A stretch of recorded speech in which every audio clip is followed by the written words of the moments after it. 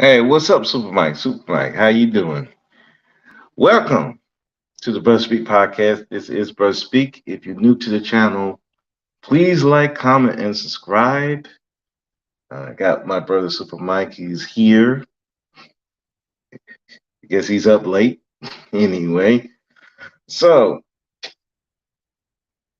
sorry I was gonna start sooner, but I was on Chaos Reigns channel. We was talking about Fresh and Fit, and we had a good discussion over there.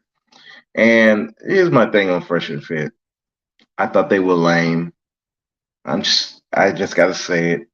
I think it's fucking lame arguing with a bunch of hoes, a bunch of strippers, a bunch of IG models, OnlyFans models about what they should be doing with their bodies, with their money, anything.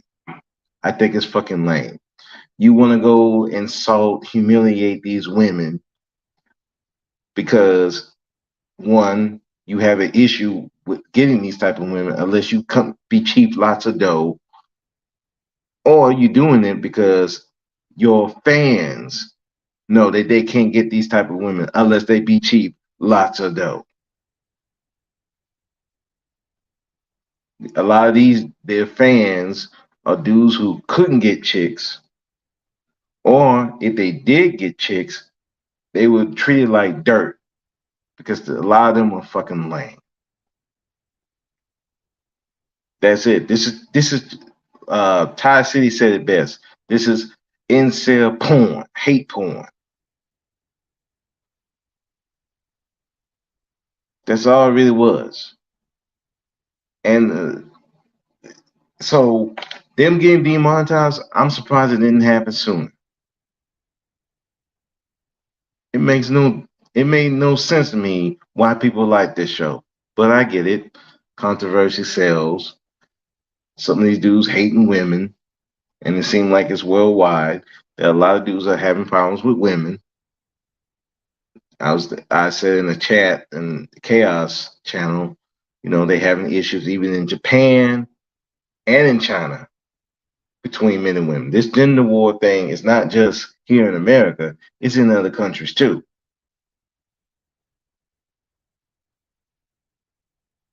I just those guys were lame. Not only were they lame, they were weak dudes anyway, because they were kissing up to the white man.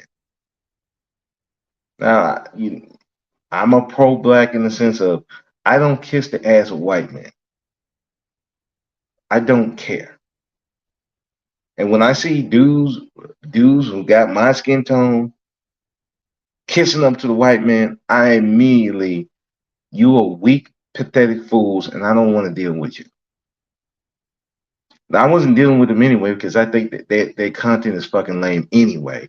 But that shit really, like, sorry. Especially when you insult Black Americans, I don't want to hear you. You written off of my book.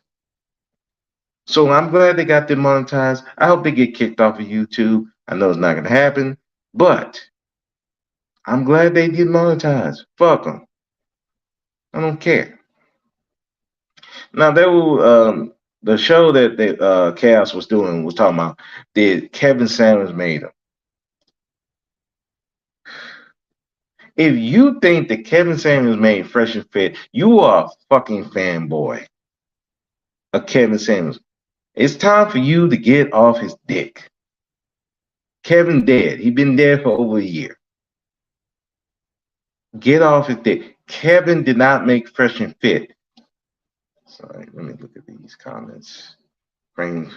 King outfit, Arab women too. Yeah. King Arab women. Yeah.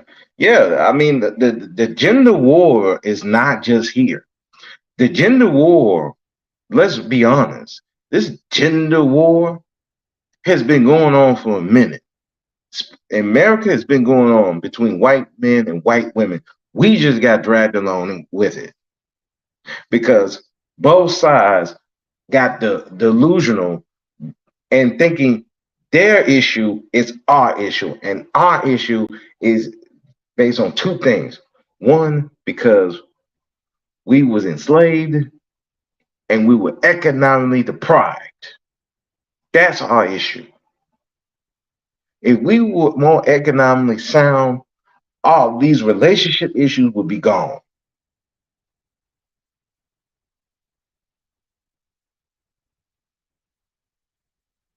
All this other stuff is immaterial because again, let's put it in reality. If black men had the economic opportunities that these white men have, we would not have issues with our women.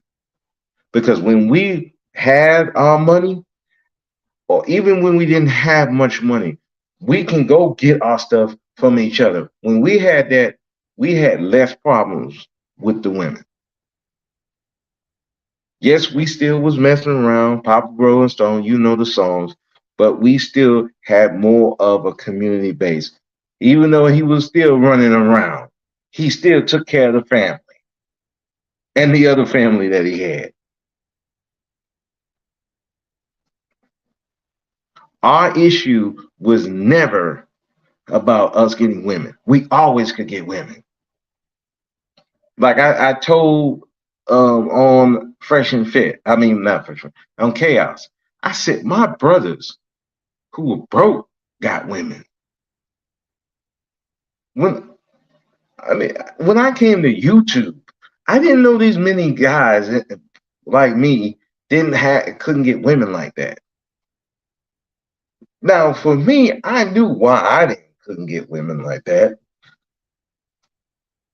I know my issue, but I understood that. But I wasn't pressed because I've been married.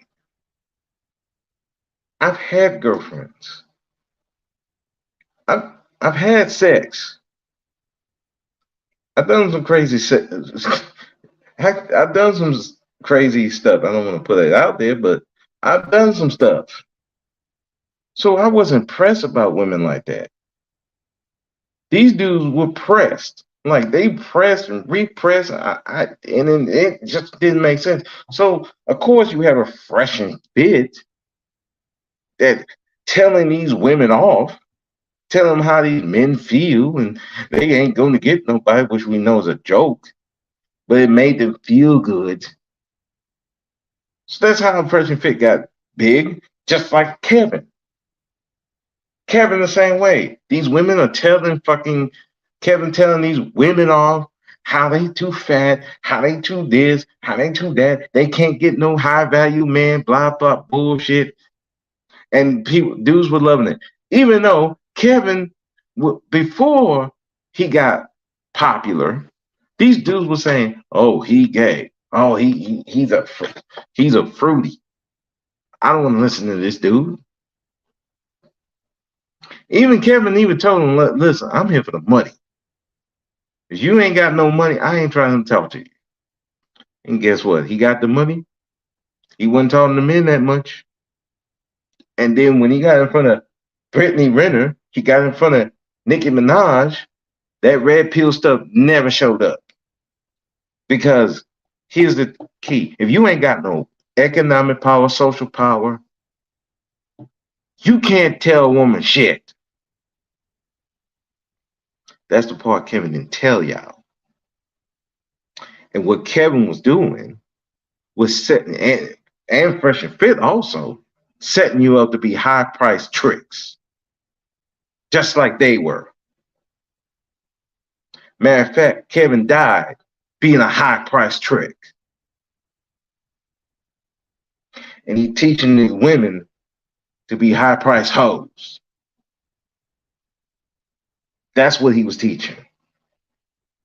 And these fucking incels were falling right for it.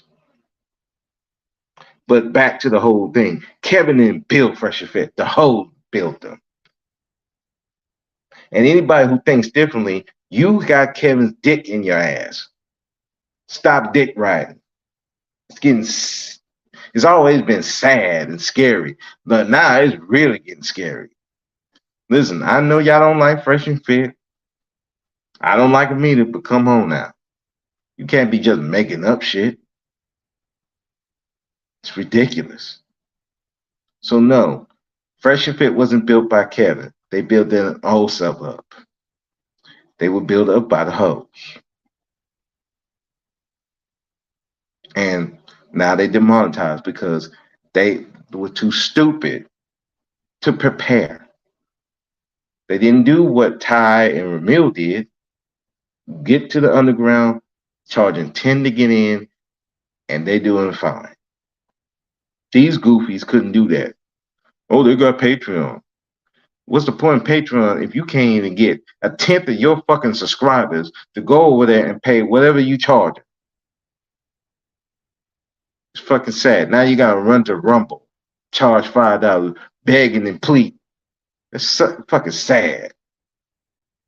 Crying like bitches. You two took our money away. Good. Hopefully you can get the fuck on.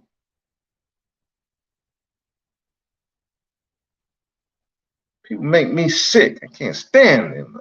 I can't stand weak dudes. Sorry, I can't stand it. And I can't stand dudes who look like me, but they ain't me. Trust me. Fresh and Fit will tell you, they ain't us. They went for the pathetic people of society. Yeah, because they'll give them money for it.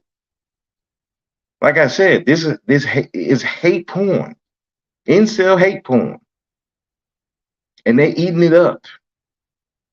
Now Fresh and Fit gonna see, are they really their fans? Are they really about that life? Because you're gonna have to make up for that YouTube money. For how they can appeal it. But if YouTube feel like they're going to cost them money in the long run, guess what? They ain't getting that monetization back. It's just not going to happen. Hell, Tommy went through it.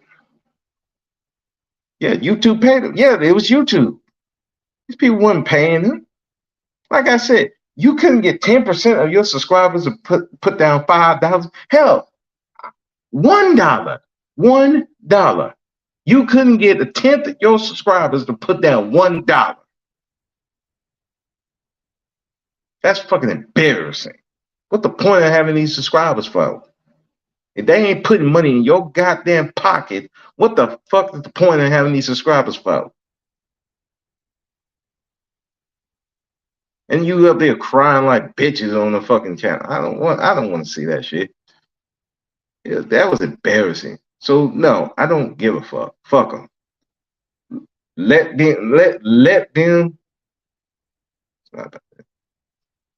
them suffer. I hope they go broke. I don't care. I hope they go broke. I hope they don't come back. They sucked anyway. All they are is living off the pain of fucking incels. A lot of these incels need to go get a life. And let me be clear. I know we call them incels, but these guys are not fucking incels. They can go get sex if they want to. A lot of them, all they got to do is change their mindset and they will be fine. But they don't. Because you got goofies like Fresh and Fit around, like the Kevin, like the Black Manosphere, like the Rolo Tomasis out here, filling their head with these defeated thoughts. And meanwhile, these fucking people came when the real test is mainstream, they can't handle it.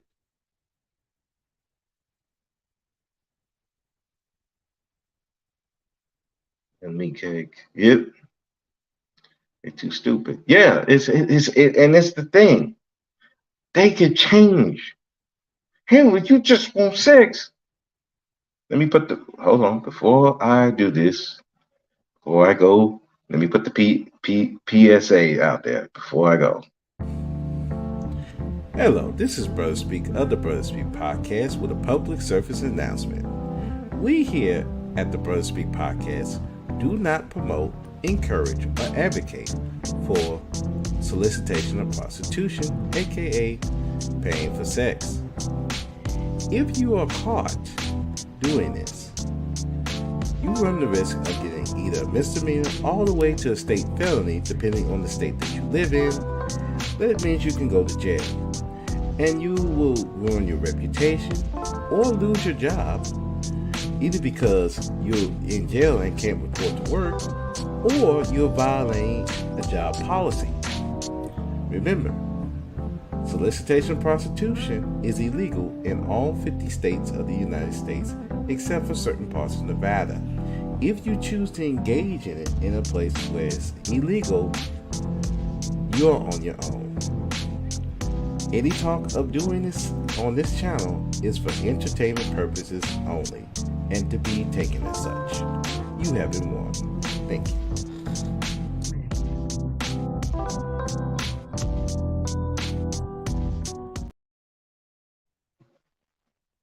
Okay, so we got that out of the way. You're gonna pay for pussy. Okay? Yes, it's illegal, but you can go do that. You can go to certain places where you have access to getting some sex, if that's what you want to do.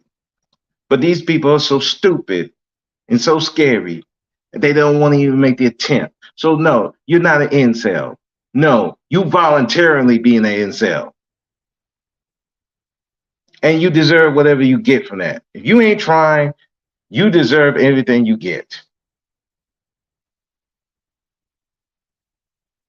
So, anyway, I had to get that off my chest.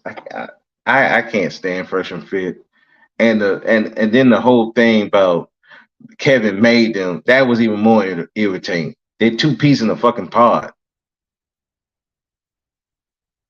So they're two peas in a pod. They were both paying for hoes. One died paying a hoe, and the other one paying for dealing with hoes. Sucks to be them. You know. But anyway, let me get to what I'm really here about. I know I went on that little rant, but I gotta get what I really hear about. So, last live stream, we talked about Derrick Jaxn. He did the interview on Dear Future Wifey channel. It was an interesting interview, I will say. I mean, he told his side of the story, and I looked at the comment section. Oh, he's being manipulative. Oh, he's doing this. I'm like, and I was hearing on Face Channel. Oh, he didn't care about her feelings and all this. And I'm like, I'm listening to this, and I'm like, dude. The end of the day, he got to tell a story. He came here to tell his story. Now, again, I said last stream, I don't think he should have done this at all. I don't think it would benefit him at all. But since he did, if he gonna do this, he got to be able to tell his side. And he can't be worried about her feelings. He got to talk about his feelings on the situation. Because if you not want to understand why he was doing stuff, even if you think you don't want to believe him, you do need to hear his side so you can understand, at least partially. Now, whether you believe him or not, it is what it is. But my question would be anyway, if you don't want to hear from his side, you don't believe anything he said, why even listen to the interview? That's the weird part. I'm like, if I don't want to hear his side, I wouldn't listen to the fucking interview. But people like to hate watch everything. It's the weirdest thing in the world that I've ever seen. People hate watch what they hate. They're like, oh, I don't like this motherfucker, but you're still watching him. Well, we gotta see what's going on. Why? If I don't like the motherfucker, I'm not watching him. But the internet is a weird thing, and people are fucking weird. They do weird shit. But anyway, so we're gonna play part 2 of the interview and go from there. I do want to listen to this. I have not listened to any of this, so I'm listening just like everybody else. So we're gonna get into it. Let's go. So the first episode was pretty good. How you feel? I feel good. I feel comfortable. Yeah, I'm glad to know that you ain't gonna bite my head off. I was a little bit nervous. Man. Do you feel like did you come in here with a little bit of guards up? You made the comment. You was like, hey, you thought that I had DM'd you prior, like a few years. We say what year? 2014. 2014. I said that was my boy Bashay. Okay. Shout out to Bashay Williams. You said reached out to you about using Dear Future Wife. Yeah. And you said that at that time you was a hothead. You was like, what? Man, forget you. Forget you. Praise the Lord. He said, I'm gonna do what I'm gonna do. Man, look, I've been doing it, so you ain't gonna tell me nothing. Yeah. I ain't know what you was on, man. But I appreciate you, though. It's like this is a really good conversation. Yeah, that was Bashay that sent that to you, but shout out to him. He actually talked about on my previous episodes, he actually gifted me with the trademark for Dear Future Wife. So shout out to that brother. So we're at the point in the conversation where you were contemplating calling off the marriage. What happened for you to decide to go forward with the engagement? I just felt like it was too much pressure. It was like we're getting close to the wedding. Of course, the stress of that. I think she was still pregnant. She was pregnant now with my baby boy, Derrick Jr. And I'm like, it's so much on the line. And then on top of that, I'm doing my thing in my career. So we had sat down maybe a little bit before this and mapped out a plan. Well, I mapped out a plan with her. Because most of the stuff that I had done from the first book to the initial whatever was in my single stages. So this is the first time we're going into the chapter together. I'm like, I got you by my side. This is what the play is. We're gonna do this, and this, and then in the next couple of years, we're gonna be able to just be philanthropists and be multimillionaires and whatever. So at this point, I'm making multi-millions in my 20s, so she already knows what's up. So I didn't want to abandon ship. You're making multi-millions? Yeah. In my 20s, I was making multi-millions. Glory to God. But so that was the stuff you were doing, relationship and other businesses.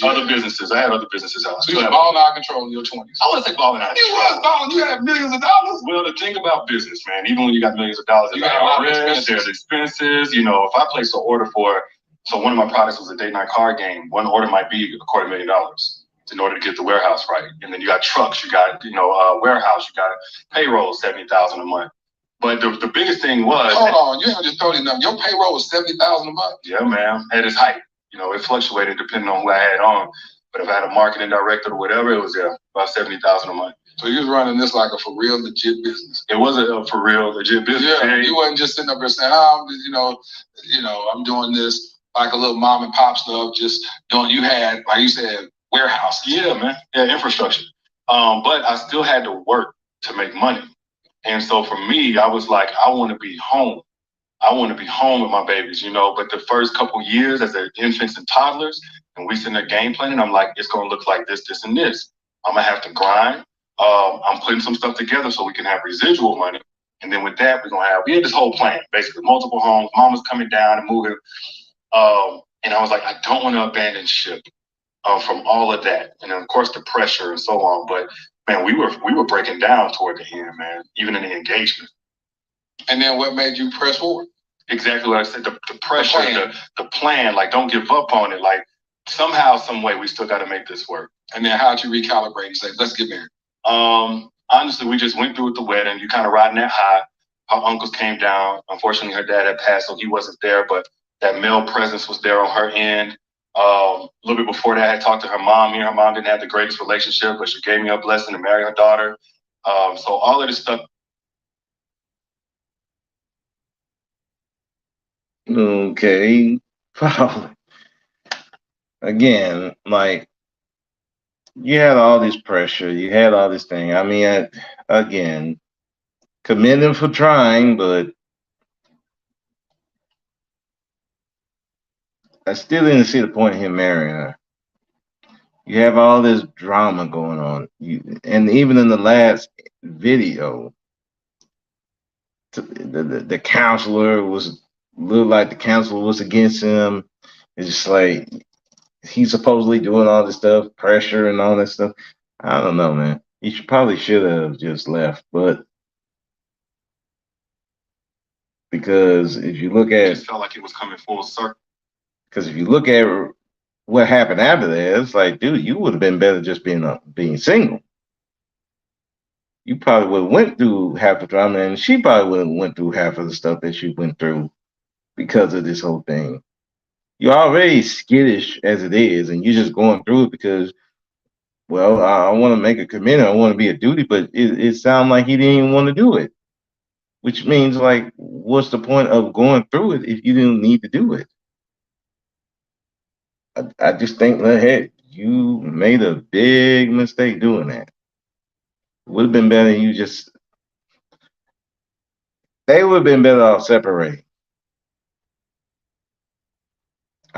Because again, with all the history he did, all the cheating he did, and she never got help until they went to. He wasn't disciplined enough for marriage. No, he was not. He was not ready. He was only doing it out of obligation and duty. It was not something he wanted to do.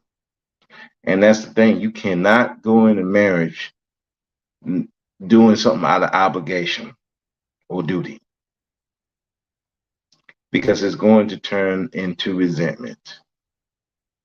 You're going to resent the person. And seeing just this minute, I'm like, dude, you should have never. No, that was a no go. You should have just left. I know how it would have looked like, and yeah, you was making millions of dollars. You was making, according to him, because there's a lawyer out there was saying, nah, I don't think he was making that kind of money, but let's just go with he was making that kind of money. She said he was making that kind of money. I'm gonna go with he said he was making that kind of money. I'm gonna go with that. You could have got a lawyer. You could have fought the case. You could have made sure she don't disappear with your kid, and you could have still been a father in your child's life. But now you in a marriage that you really didn't want to be in, and it's going to reflect later on. Like after hearing her story, it seemed like no, you didn't want to be in this marriage. You're doing it out of obligation, and you was manipulated too by Denia. Denia, how do you say that? So it's like, dude, you should have just left. Co-parent. His subscriber can't listen. When that whole thing broke out with him, um, he buried himself in a mountain of lies to the public. I don't even think there's the thing. I don't think she would have said anything. She would have just got her child and gone. She wouldn't have exposed him. She wouldn't have done nothing. The only reason why she even came to the camera because of him. If she would have left, she wouldn't have said nothing. She would have took the kid and gone. And then, hey, go to court, get your kid. You got the money. What's stopping you? No, it's this obligation and duty. Sorry, it's not enough to have a long marriage. Obligation and duty. Yes, it's great. You do need that on top of the love and respect. If you don't have all of that, you're not going to have a long marriage. Super Mike could probably tell you.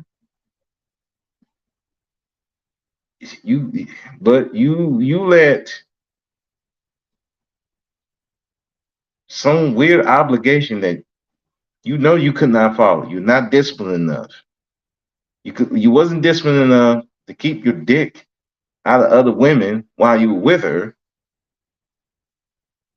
It's like, what you thought was gonna happen, bro? Let's continue.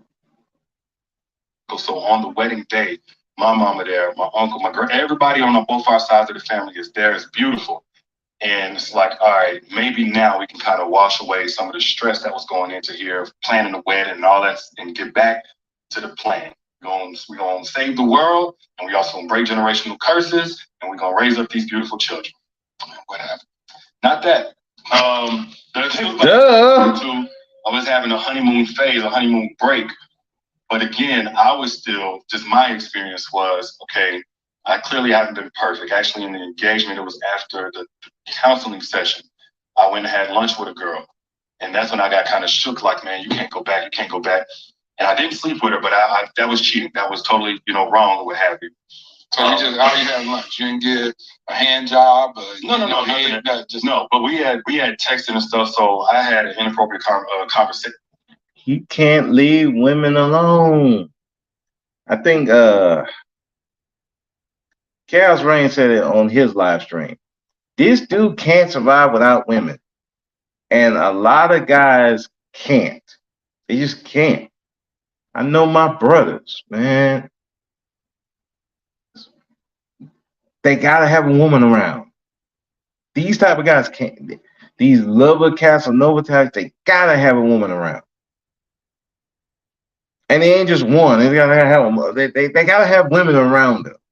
They don't feel complete unless there's women around. It's fucking weird. It's like I'm the opposite. I'm like, I'm cool with no women around. I'm cool with that. But these type of guys gotta have someone. They gotta talk to a woman. They gotta be around a woman. It's like, bruh, dude, you weird. Like Superman said, he wasn't disciplined enough for marriage. He's not. You still gotta have other women around. You gotta have this validation from other women. You gotta talk to other women. You gotta be around women. And I know part of it is your job. You was doing the advice from women, so you gotta be around women. But this wasn't no business type. This was, I gotta talk to another woman. I'm like, dude, don't you got men around? Dude, you need to talk to somebody about certain things, the stresses of your fucking marriage. Shouldn't we be talking to other men that were married, or at least have successful relationships? No, I gotta talk to a woman. Dudes like that just, they horrible to be around, man. My brother, like, god damn, it's like, and it's all, and my brother had like the worst women around. Like, where'd you pick this chick up? I'm looking at him like, where did you pick this chick up? Drug addict, drunk, mental case. I'm like, where did you pick? But then I had to look at my brother. You gotta have a woman around. And some people can't be Craigslist. I wish it was Craigslist. He probably would pick better. If it was Craigslist, he probably would have picked better, personally. No, I gotta be around women. I can't function without women. Hold on a second. I'll be right back.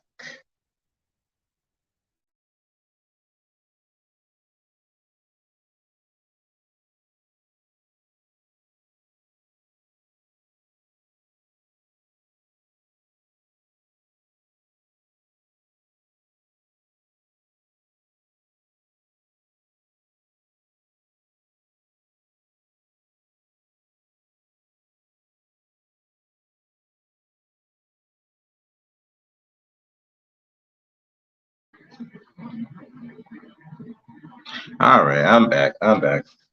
Had to turn on the air. Hot in here. But anyway, but yeah, still gotta have women around. And you've already had issues. You know this woman already don't trust you. Trust is like a big problem in your relationship. And she has every reason to not trust you. Why you keep messing with other women?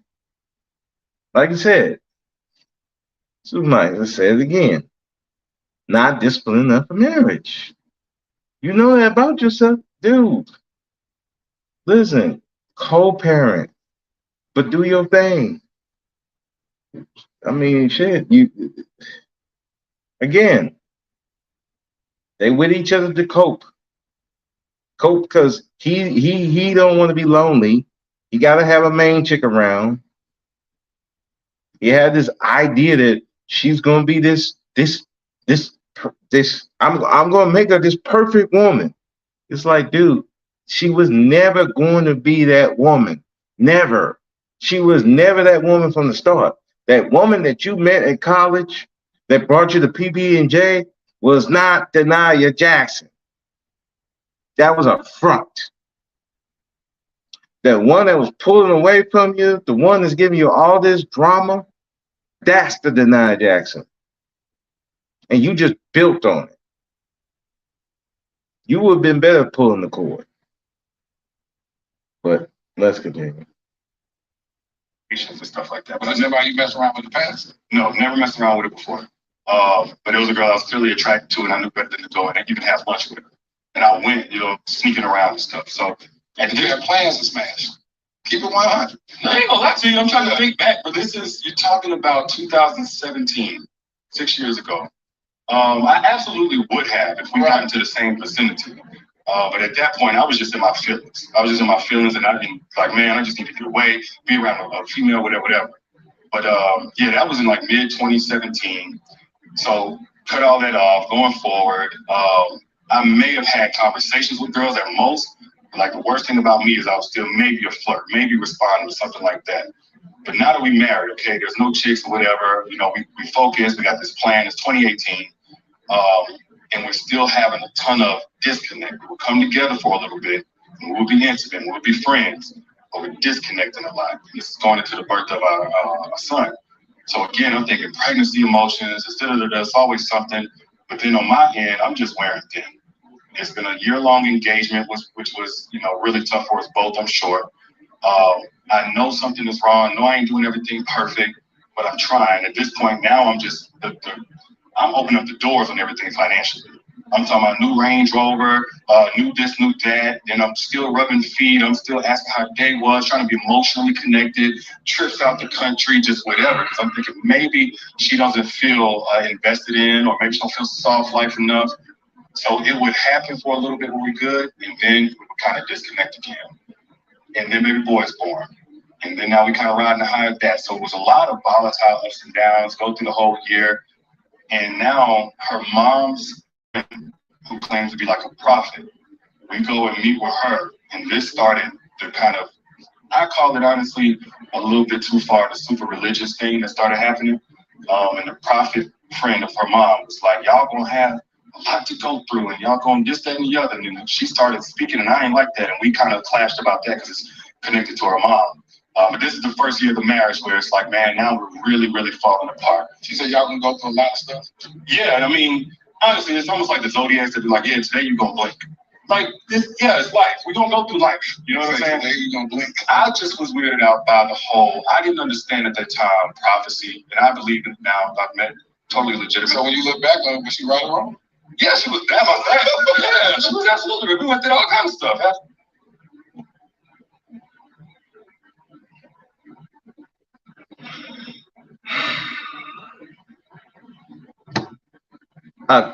A blind man can see y'all was gonna go through stuff. And here's the thing. I will say this to any guy. If you cheated, you can never make up for it. I don't care if you buy her everything. I don't care if you rub her feet forever. I don't care if you be like Babyface. I'll cook your food.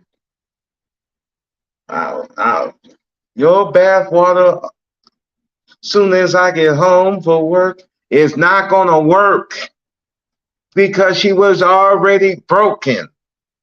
She was broken before you met her. She was broken with you. You broke her even more while you were together. She showed you she was fucked up. But you thought you can change her. I'm the man. I could change her. No, you couldn't. The Denia that you wanted never existed.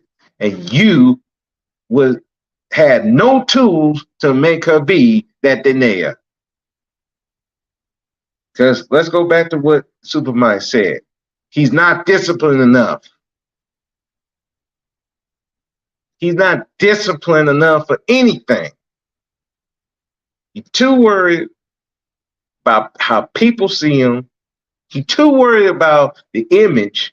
He's too worried about obligation and duty to actually being a goddamn man. That's why there was Faith did a show about do we need more husband school? No, we don't need husband school. We need man school. We need to teach these men how to be fucking men. That's what we need. Men's school. Men's school will translate to the husband. There's little things you can just tweak to be a better husband. But the main thing is being a fucking man. Stop looking for women for damn validation. Stop being so goddamn needy. Stop worrying about what other people think. And you'll be fine as a husband. I had to learn that the hard way. But even I wasn't this goddamn needy for my ex-wife. Jesus. I wasn't trying to, I'll take that back. I was trying to change my wife to a degree. And I was kind of hoping that she would change. But she changed, but it got worse. And then I got worse. But that's what happens when you're trying to make someone into this image that you have for them. But here's reality. You can't make somebody. You can't heal nobody. You as a man cannot heal a broken woman. I will say this to every young man, older man, whatever, anybody in between. You cannot fix a broken woman. And you definitely can't fix a broken woman and you broken. You too damn needy for women and attention and you worry about the image and shit. You can't fix nothing. You're just gonna make it worse. That's why I said he should have left. He should have fucking left. Co-parent. Make sure you in your child's life. Make sure she can't run with the child. Had he been a man, he would have been manipulated by her. He would have been to that courthouse, making sure that he get full custody of those kids and that she can't run with his kid. That's what he should have been doing. But no, he's on this obligation and duty, and he don't want it. He don't want the image of him being this to his mom, and he don't want to fail his mom and her mom. And I'm like, dude. And you see what's going on. You trying to make up for something that you can't make up for. You can't make up for cheating. She's either gonna have to forgive you and heal on her own, or she's not. She's either gonna heal on her own, forgive you on her own, or she's not. And there's nothing you can do about it. You can beg for forgiveness all you fucking want. I know, I did. But guess what? She got to forgive you. She got to heal from it. And there ain't much you can do about that. Nothing. If God can't even fix some of these people from their fucking brokenness, what you think you as a man gonna do? That's your ego talking. You need to let that ego go. And I understand it. Guess who taught us that? Other men. And other men couldn't even fix their fucking wives.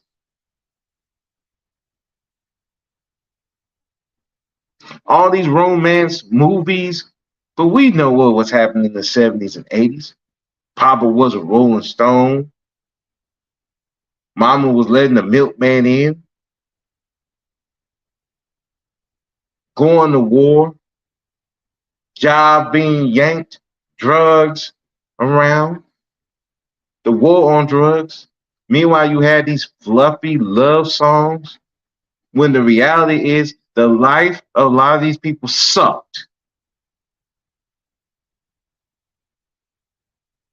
But they kept this delusion. A lot of these families kept these kids in the delusion that they were in a happy home, and a lot of them were not. Reality is a lot of these homes were not happy. They were doing this type of shit. You had men who was being with their wives out of obligation to do that. Same with the women. But they couldn't stand each other. That's why when I said that thing on the other video about that whole thing, betrayal and stealing money, a lot of families stayed together out of obligation and duty, not out of love and respect. But they couldn't stand each other. Tension, just building, and people could see it. The children can see it. You being with someone that you cannot fucking stand, it eats at your soul, and the cracks will show. That's why a lot of people don't want to get married. A lot of people don't want to be in relationships like that. You got people like Ramil Amir and Prince Sella talking about don't put these people at the center of your world. Use them for your own benefit. Why? Because there's so many people who was seeing their parents stressed out, drinking, drugging, having sex with other people, coping with the fact that they still in a relationship and they don't want to let go because they don't want to look bad, and they're too afraid to start back over. They're afraid that this woman, I got to go to court and fight her for the children. Well, guess what, buddy? Guess what? You might have to. Guess what, sis? He don't love you like that. You just gonna have to accept it. Buddy, you gotta understand. She don't love you like that. She just here for the money. People too scared. I understand. I had to think long and hard before I left. Long and hard. But I had to make that decision for both our sanities. Unfortunately, Mr. Derrick Jaxn can't think like that. He too worried about what people think. He too worried about this obligation and duty. And meanwhile, he destroying himself and denying. She in a worse space now than she would have been if he just left and co-parent. Let's continue.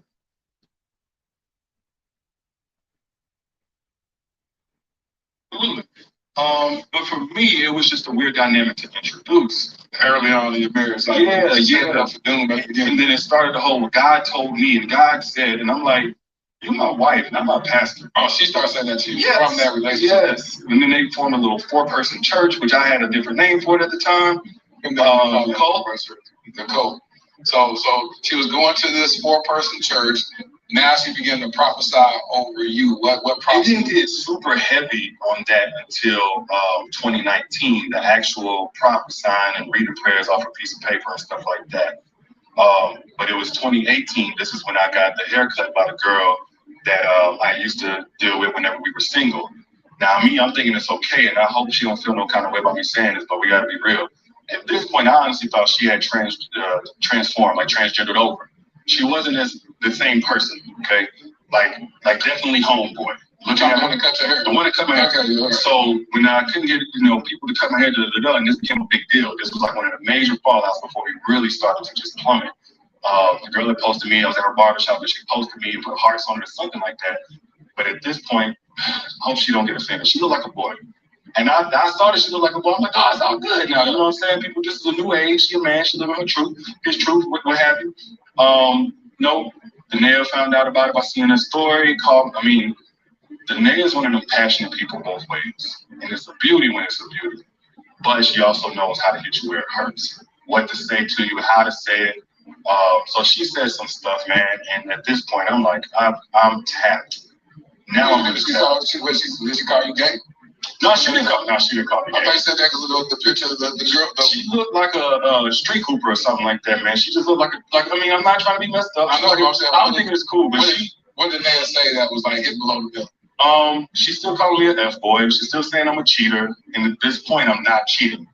And then, so again, it's not good enough to do stuff intermittently, because ultimately, even whenever you look like you're doing something, you're making your person relive the same trauma all over again. Me, at that point, I was so heavy into defensiveness. So the moment she called me something, instead of like sitting with that and saying like, what makes you feel like, have you been through, like all this stuff that we probably know to do now, at that point, I'm just defending myself. Like, man, I can't do nothing right. All you do is mention what I don't do or what I do wrong, and what it looks like I'm doing wrong. But I done did it, and I listen to all this stuff I've been doing, and it ain't nothing. So it started that clash, because she's feeling unheard, I'm feeling unheard. And this is toward the end of the marriage. And this actually preceded, it didn't cause, it preceded the first time that I stepped out in the marriage. Caregiver coach Pat Bailey, how are you doing today? You know what, Lateris, I'm really not doing as well as I could today. Why not? Because 50%. Again, she never healed. She never healed. And you go, it could have been man, it could have been a fucking lesbian. It would not matter. It's another woman. Duh, come on. I know he wasn't this naive. No, I ain't doing nothing. Come on, bro. Dude, it was some chick you was smashing. You already knew Denia was not, she's not healed. Again, she was broken before you met her. You broke her even more. This is the result. You should have known it was coming. He lying. He lying. He might be. He might be lying. But even if he not lying, come on, dude. You know how your woman was. You know how why are you dealing with another woman? Why are you even, you shouldn't even be around another woman. Again, shouldn't be married. Let's go back to it again. Super Mike, you said it. He's not disciplined enough for marriage. Dude, you want to run around in these streets. You could have did that, and you could have still did what you were doing. You could have still, you wouldn't go through this drama if you just would have just said no, and I'm going to court. You're not going to take my child away. I'm going to court and make sure you're not going. You had the money. You weren't broke. You said you had 7 figures at this point before you got married. Take some of that 7-figure money, go to the courthouse, get custody, full custody, so she can't run off with your child. And if she tries, guess what? She's going to be charged with kidnapping. Violating a court order. That's what he should have done. But no. I'm gonna be married. I'm gonna be the perfect husband, and she's not healed. Oh, I thought she got her get back, bro. You still know she still had problems. You went to a counselor, I guess. At this point, I think he went to the counselor. You know she still had problems. She never healed from it. Why you?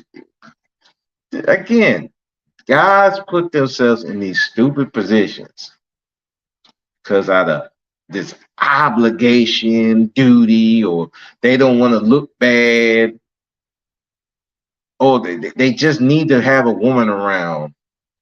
Now you in this position. Now she, every time she see you, you look in a woman direction, she got an issue. But guess what? This all could have been avoided if you just didn't marry the chick. Co-parent.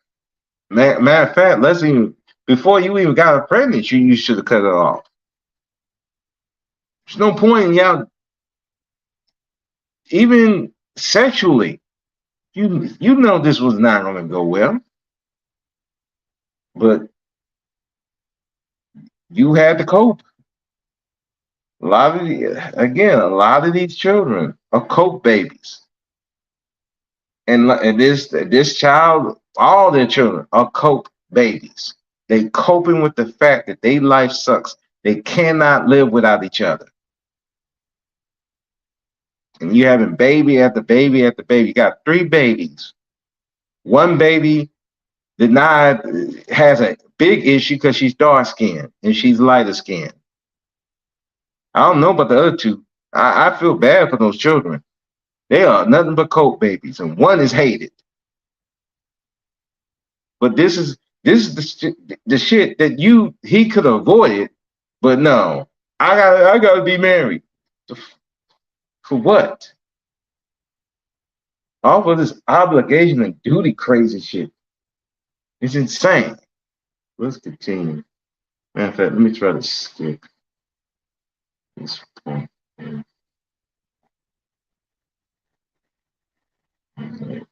Then going back.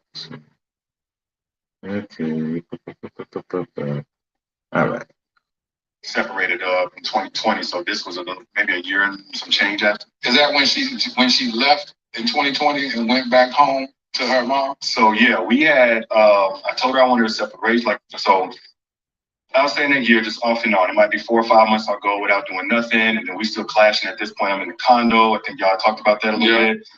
So you had 2 residences. You again, you balled out of control. You had this big old mansion, and then you had this condo in downtown Atlanta, right? Yeah, we always have. Which with the lawyer, I forgot her name. I gotta look up her name, but she was exposing like he didn't even own the condo. He didn't own the mansion. He was renting a house and an apartment. So he wasn't balling like he said he was. He was looking like he was balling. So like you said, my dude was lying. Still lying. But hey, you gotta fake it till you make it, right? So let's keep it going. Plans of having multiple homes. So at first it was my warehouse, but it was too busy over there. Then I got like Airbnb. It was like $1,000 a night. So we talked about having a condo, and then what it would look like for her to be okay with that. Clearly, it's probably not going to be. No. Yeah, understandably. But the thing we came up with was she was going to have a key fob so she can get in whatever she wants unannounced. And when we had a babysitter, we'll go down there. But that's going to be our first time having a second residence, whatever. So as time went on, when we clashed, though, I started staying at the condo more. Because I was already like, again, we work at a plant. I'm going to grind. I'm setting this and up. It's going to be residual by this year. And so it was like maybe like 3 or 4 months of coming home, and we so disconnected. She would either be asleep by the time I got there, or in the time that I was in the shower, she would jump in the bed and go to sleep. She was just, again, this was her way of soothing or whatever. Yeah. But she didn't really talk, and I was sitting asking whatever. So I'm coming home to a rejected. I just stopped coming. Now I wasn't immediately going to go cheat, but I'm like, I'd just rather stay at the condo if I instead of coming home and being reminded that I'm despicable. And that The same thing she's been doing since the start of this relationship. He get close, she pulls away. He get close, he pulls away. She pulls away. She distant. She angry. She was doing that before you were cheating. What made you thought she was gonna change? She wasn't going to support his line. Lies create pressure that become unsustainable. No, she was supporting it. She was supporting the lifestyle. But what the thing is, he was still up there messing with the women. She was there supporting the stuff. But if he wasn't messing with the women, everything would have been fine. But you having this lifestyle, which again, when people do create this perfect lifestyle, I'm just holier than thou dude, and that I'm telling you these dudes how to treat y'all, but I'm not doing what I'm supposed to do.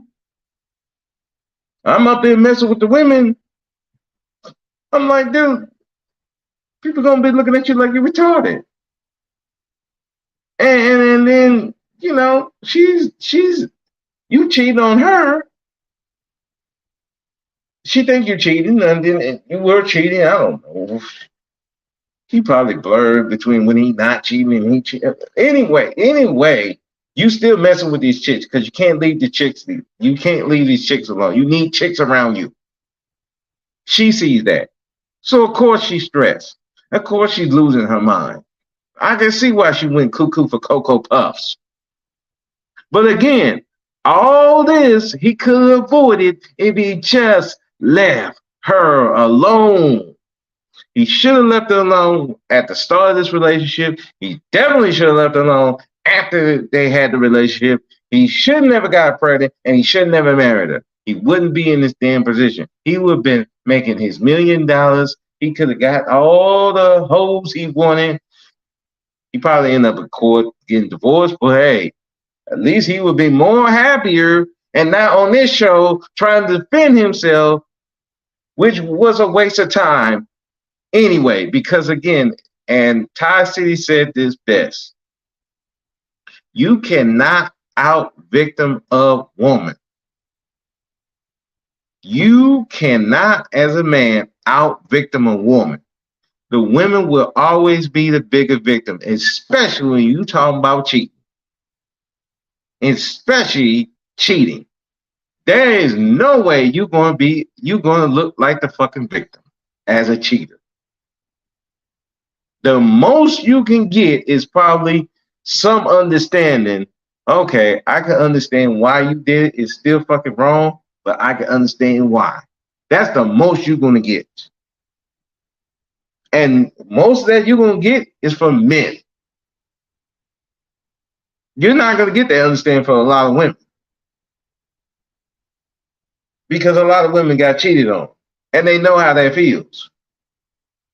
If I were to go tell my ex-wife, like, yeah, man, listen to this interview about him cheating, she'd probably be like, this motherfucker lying his ass off.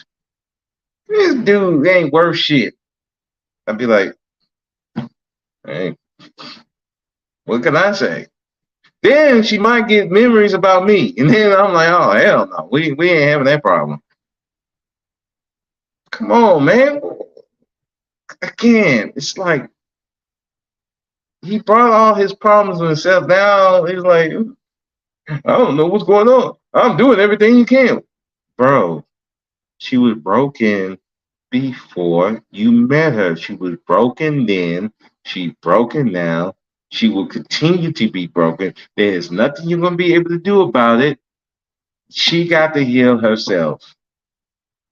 If anything, he's making it worse. She's joining the cult. She's losing her mentally. She said it in the interview. She started being super religious, preaching to him like she's his pastor. What do you expect? She thought you got demons in you, which you did have demons in you. Sad. It's fucking weird. I'm like, dude, man, dudes be doing the most. Dude, you cheated, you fucked up, and it's not working. Get the fuck out. Leave. Just leave. Then you wouldn't have to go through all this. Thank goodness I left. I'm like, man, no, I'm not going through all this shit. Yes, I know I cheated. And you know what I did? I left. I'm not going to put her through this mess. It's insane. But dudes do this on the regular. And then you wonder why you can't see your kids. You wonder why they hating men now. What you expect? You're doing dumb shit like this. Again, not disciplined enough for marriage. Can't stop lying. Cares how people see him. You know your wife ain't gonna support you doing this dumb shit because you can't keep your penis in your pants. Again, he should have just left. This ain't hard. Lasted about, I'd say about 7-8 months before I started back tripping out. Before I started back, stepping out and stuff. So what you did, you said, so the first time towards the end of about December the first year, and then you cheat, and you come back, confess, and then No, I didn't confess. So that time fast towards when y'all after we really fell out. So in 2020. Yeah. So in that time, in 2019, mid 2019, so I started tripping out. I'm like, this is definitely over. I can't do this. But I remember feeling like one thing they don't. First of all, y'all got married what year? 2019. Beginning of 2018. I got married beginning of 2018. January 13th. So that means the end of 2018. That's when you cheated. Yep, for the first time. And then 2019 came around. 2019, it's like, oh, get back on track. Just, bygones, forget about it. Never happened. And then it was about 7-8 months in where we still was having the same type of clashes. And even though I wasn't doing anything, it's like, man, I can't be around her. I need my peace. It wasn't the same. Was it the same woman that you would go back to, or you went back to your old ways? Because I didn't want basically old ways. So my whole thing, was crazy. You know what I'm saying? If you had sex with the same person over and over again, it's going to build up something. It's going to build up something. So you want to make it where there's multiple people, so it's not so meaningful. Which is wild even thinking about the justifications and exceptions. Like, well, this ain't so bad because I ain't letting them fall in love. It's not a relationship. It's just something physical or whatever. But that's exactly what I was. That's real. That's exactly what I was like. And man, don't let it go too far with one. And then you had to mix that. Like I ain't saying you got to, but I was mixing that in with. All right, man, stop this. Like, all right, I got it off. I got that off my system. Get back in. And then we'll go a good couple of weeks, maybe a month or two, and we clash again. What's interesting is that y'all never completed the counseling sessions that y'all had for premarital counseling, and those same issues then do never follow you into the marriage. And so now we see the clash of the Titans take place in 2020, where she said that she left, and she left, and no notice. You basically come home, your family gone. Something like that. So what happened was I was like, enough of this cheating stuff. I'm done again. This time I'm going back in. If it don't work, it don't work. This was in like end of December of 2019, actually. Maybe the January 1st, 2nd, something like that. And I burnt every bridge that I had. What does it look like burning bridges? Burning bridges is like, I don't want to continue this any further. I mean, do you say that to the women? Yes. So you have a conversation and say, I sent a text. I was sending a text. All right, you send a text? Yeah. Hey, I ain't finna mess around with you no more. I don't want to mislead you. I don't see this going any further. We're done. Don't expect to hear from me, that kind of thing. And I'm tapping back into my wife, or do you say? I wouldn't even say that. I think at that time, for those messages, I just was saying like, we're done. But they knew what it was. They knew I was on the outs. We were estranged. We were in different artist things. Yeah. So none of them really gave me too much flack about it at that time. But for me, I'm like, I'm dipping in and out of giving myself excuses. So sometimes I do it, and sometimes I feel guilty. I feel like the hypocrite I was being. I feel like, man, I'm leading people, I'm preaching, and I'm counseling, whatever, but I'm not living it. Right. And so I would, the resentment had me feeling like, well, in this situation, it's different because I feel like this. I done rolled out the red carpet. I done been everything she asked me to be and more, and it's been spat on. That's just resentment talking and having you thinking that, oh, it's cool because. Yeah, but justified. But then that truth really hits you at some point when you're talking about it and somebody says something like, I'm glad there have been like you in the world. And then that conviction. Honestly, bro, I ain't even that kind of man in the world. And I can feel them on that because, when I cheated, I made little excuses. Oh, it's her fault. She ain't treating me right, all that bullshit. But then the guilt hit. And that's when I I gotta go. And I know, because he did it, I know I was gonna keep doing it. And that's gonna snowball. So that's when I left. I was like, nope, I'm not gonna do that. I already violated not just her, but my own code. I wasn't going to be like my father, but I ended up being my father in that sense. So, no, bouncing. But he didn't do that. Oh, I'm going to make it work. I'm going to make it work. I'm like, dude, no, you wouldn't mature enough. Let's go back to it again. Discipline another marriage. Wasn't disciplined enough. And he know he wasn't disciplined enough. Now, my truth hit, I got the F out. His truth hit, he keep trying to fight it. I'm like, what are you doing? You're trying to fight something you know is wrong. You know you're not doing anything but making the situation worse and worse and worse. It's not going nowhere. You didn't complete the counseling, which I can understand. That counselor wasn't really on your side. I get that. But you're not doing it. You all this other stuff, it's masking the real problem. The money, the providing the lifestyle. That was a mask. Just like she had a mask on when she met you. It was a mask. The mask to hide the real truth. The truth is, she was broken. You broke her even more. You never had a shot at making this work. You never had a shot from the jump. It was never going to go nowhere. It was never going to be what you wanted to be. She was never going to be what you wanted to be. And truth be told, he was never going to be the man he thought he was going to be. Never.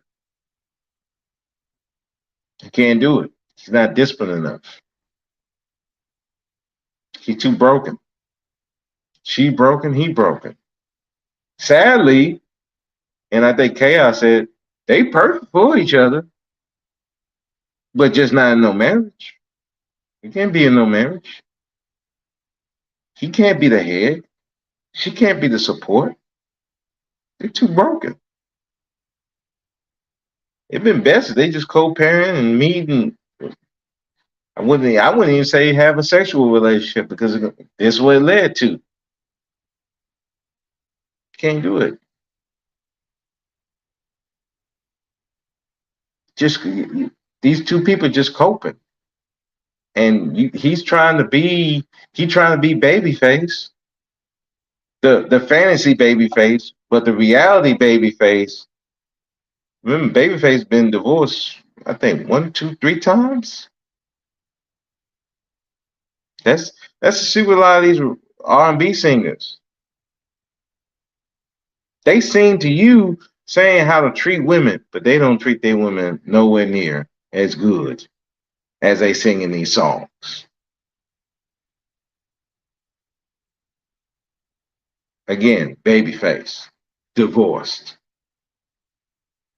Eric Bennett, divorced. Casey and JoJo, divorced. Neo can't keep a woman. Trey Songz can't keep a woman. Chris Brown can't keep. Chris Brown, nuttier than a fruitcake, can't keep a woman.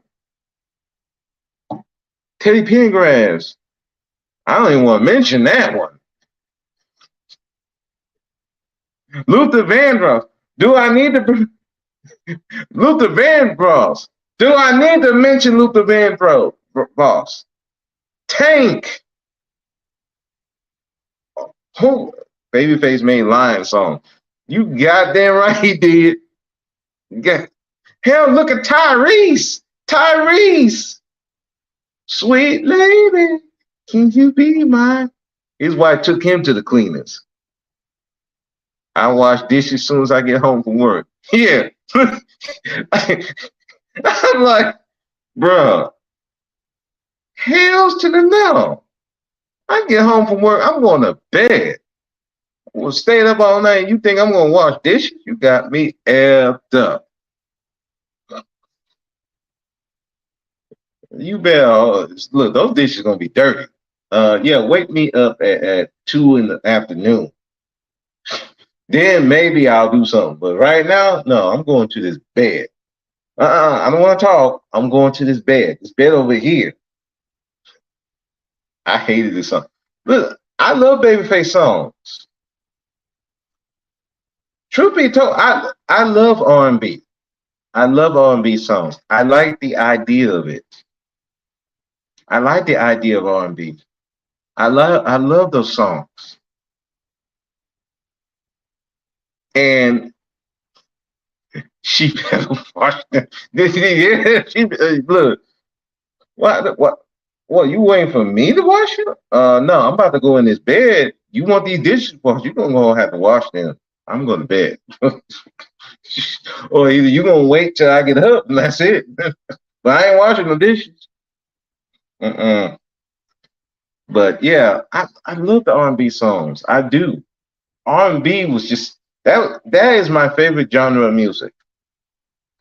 Behind that is jazz. Rap is like I want to say number 3. But I love the R&B. I hated the fact that they mixed the rap with the R&B and then it turned to sexual. Now it's not these R&B songs now. It's so sexual. It's like should I be making love to it? Do I need to be going in the bed in the bathroom and handling business? Lies. Let's see. What's it? Lies, and that's why people get. Yes, that's why, and that's why these dudes are confused now because let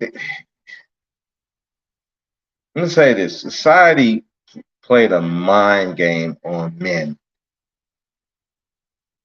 The R&B songs are old, played a mind game. At least some of the R&B songs back in the day were more truthful. They told you, hey, look, this love thing, yeah, we got love, but there's some drama in here. There's some mess here. But the 80s and the 90s, a lot of these love songs really messed dudes up and messed women up. Gave them way too many expectations that reality didn't match. It lied to us about all these different relationships between our parents, grandparents, when really they really couldn't stand each other. And it confused us. And that's why we have so much problems now with relationships. Because we had this ideal how men should treat women and women should treat men.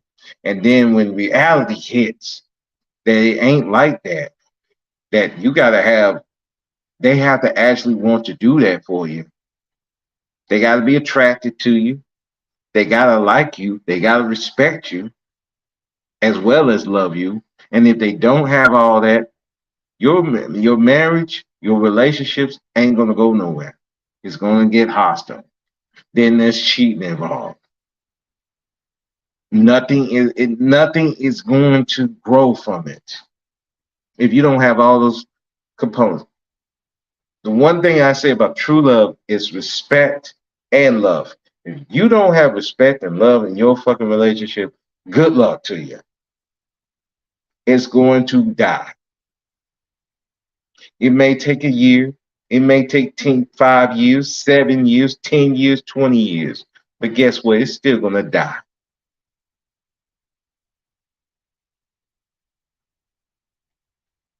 I've seen marriages die. My mother and father's marriage died. I've seen cousins' marriages die. But I also seen a few that survived. I had other cousins. Their marriage survived for years. Only death separated them. My former father-in-law, mother-in-law, they still married. They've been married longer than I've been alive.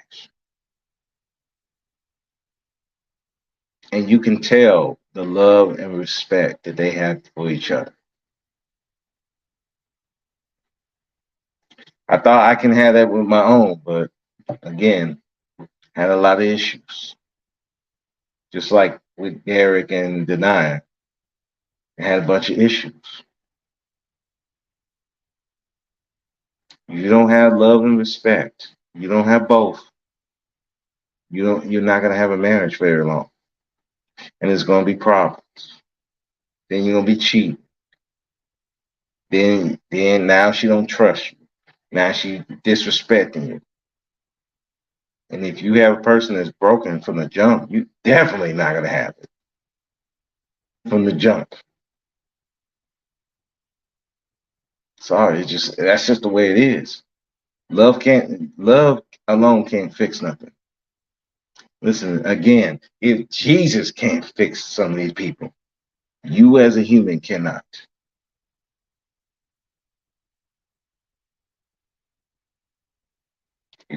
If God cannot fix broken women, what makes you think as a man you can? You're only a human being. And if you broken, you definitely can't fix nobody.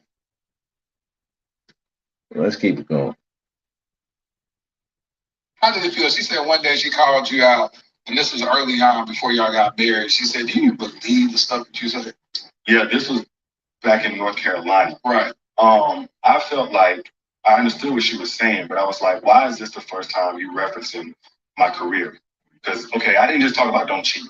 A lot of my stuff was about, leave thoughtful gifts, write poems, write love letters, let her know how you feel, all these different efforts, sacrifice, breakfast in bed. These are things I all did. And I was like, why is it that that stuff is obsolete? And the only thing that exists to you is the time I've now come up short. That's when you asked me about this stuff. Yeah, and it's interesting because, of course, that is an eraser.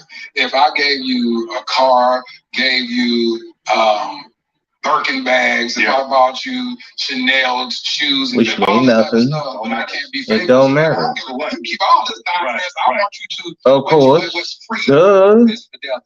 Yeah. Give me that. Absolutely. And at that time, I'm not thinking like that. Of course. I'm measuring myself not just by good one, Superman. Good one. And she turned no for 3 months. Yeah. So I'm looking at it now, understanding. But exactly what you said. Sometimes the good ain't worth it, depending on what bad it is. When did she, and we go back to that, when did she actually tell you that, hey, I had been through this sexual assault early on, a couple of weeks before we met? This was in Greenville. So I didn't get the full scope for years. I didn't know the timeline. She had just told me first, she told me, okay, it was this person and it was before you that I got raped or what have you. And that was in North Carolina. So that had to be like 5-6 years in. So that was the first time. She said just kind of just said it real quick and just went on about this. Well, it was kind of like in the middle of some type of conversation, some things we hadn't told each other. She revealed that. And I was like, I don't even know how to handle that. I don't think either of us knew just how much it affected her or our sexual relationship. Because every time I think anyway that we was having sex, I think it kind of re-traumatized her. Yeah. Because especially, not being graphic, the type of I believe that. I believe it. Way I'm moving at the bedroom, and then on top of that, the porn saying, this is intimacy. Yep. So I didn't know what she was going through in sex, after sex, with me, and because of what she had gone through before. And it was always expressed in different ways, but I mean, it was me trying to piece it together, like, oh, this is why I get the type of anger and rage that probably was meant for such and such, but it's now coming towards me. That's real. When did she revealed like the next layer? You said she'll give you a piece here, and then when did it finally hit you like, wow, this is connected the dots of all this? So after our the separation in February of 2020, when I woke up and the family was gone, I had been asking about seeing the kids and how could we work that out, and she jetted. We went up and down whether or not we was gonna make the marriage work. We was gonna try to anyway. And so one of those efforts later on was with a trauma recovery specialist or something like that. I think she mentioned it before. She said she had all kinds of counselors and therapists. Yeah, we went through quite. And all them ain't worth shit. She does because she knew how she had the competence to really deal with that. Right. And it was again permeated. So of course, what's gotten sensationalized is my part and all the things that I did, but we were dealing with the twofold issues before there was any infidelity, and part of it was how she showed up in conflict. That's when we went in deep, and then the therapist was steady helping me become an ally to her, because I was like, I don't want to traumatize her. Like, there's still a woman I love. I want to make it work and stuff, but how do I help her if I can help her heal? And it meant like certain exercise to get her comfortable with my touch, knowing that I was safe, I was different. So that was it, man. I was saying about the summer, maybe like May 2020. Yeah. Put it all together. It was a couple of months into the separation. And so when y'all were separated, y'all were still working towards helping the relationship here and there. So, any little argument or whatever could cause her to ghost. There was a couple of times I just, I honestly thought it was over a few times, but I would try to keep in contact with the kids, and she might ghost me for a week or two, and I can't talk to nobody. But most of that we were up until I would say about May or June. And then that was whenever it was like, we get divorce lawyers. She basically let me know it's over with. I don't care what you do. And yeah. During that time when she left, did you find that as an opportunity to say, okay, she gone. I don't know what happened to marriage anyway. Were you like, a while out again? I'm single now. The only time when I started wilding out was when my birthday came in July. Before that, I was just flying up there. I probably so you tell me during that time she's gone. Now you won't. So, like I said, Superman, modern babyface talk. I buy your burger bag. I rub your feet. I got your mansion too. Soon as I'm done with work, and all that got erased because that's not going to heal nobody. It's not going to heal her. It's not. Because the bigger problem is that she never healed from that rape. She never healed from it. And then made it worse by you cheating, messing with these women.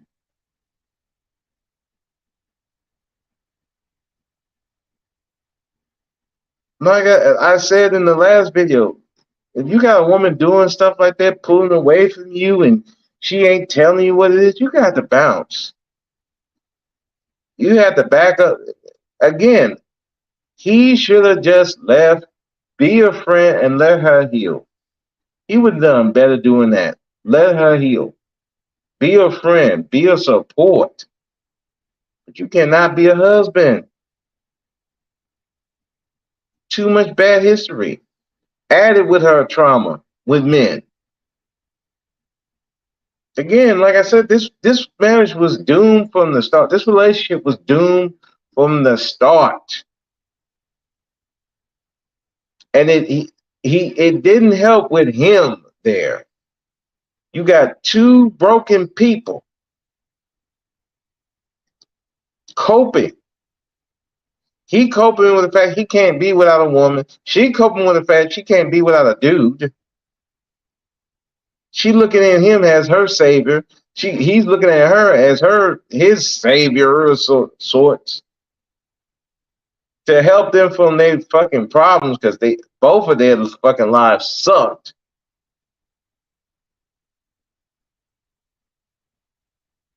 Recipe for disaster. You wonder why it's not working. Doesn't work.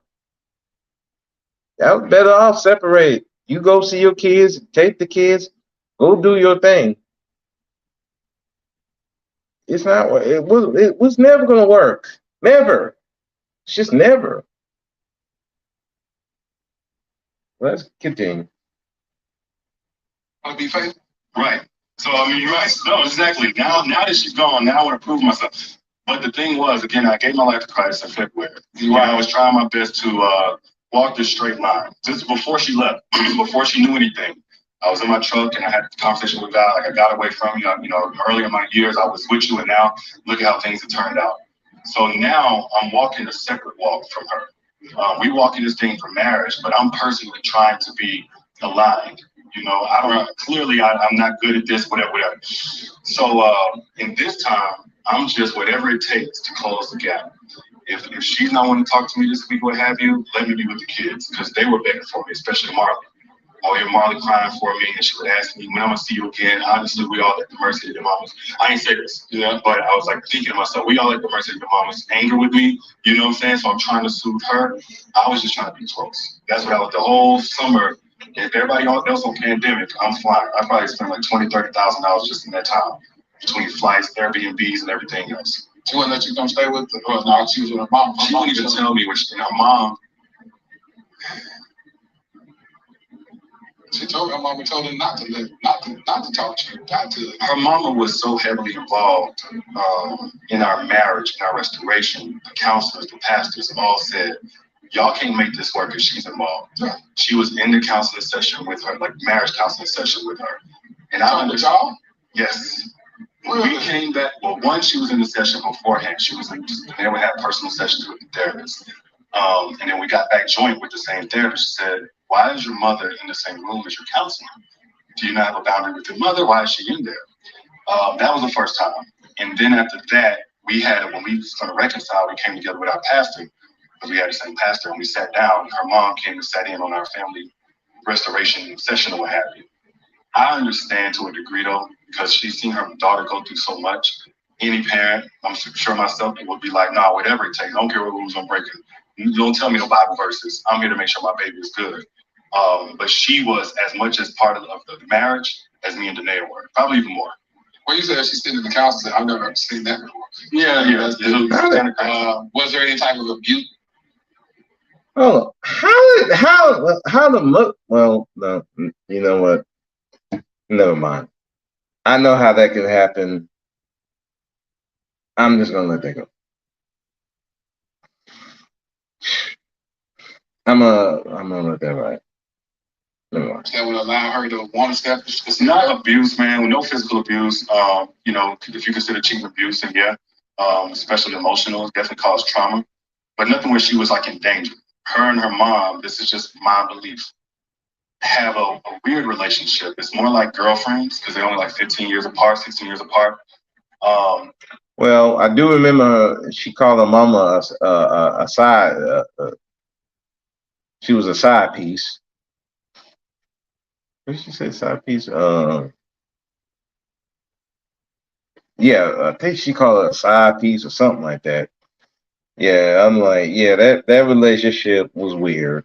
Yeah, I can about imagine that relationship was not mother and daughter. That was just weird. I'm like, dude, she called her mama did she call her a jump off or a side piece? One of the two. But you could tell there was some problems, and probably her mom was trying to make up for the fact that she was failing her daughter too. Yeah, Danae has some mommy issue, daddy issues. That chick got issues. And like I said, dude, he would have been better off leaving. Just leave it. Bye. Just go. Ah, jeez.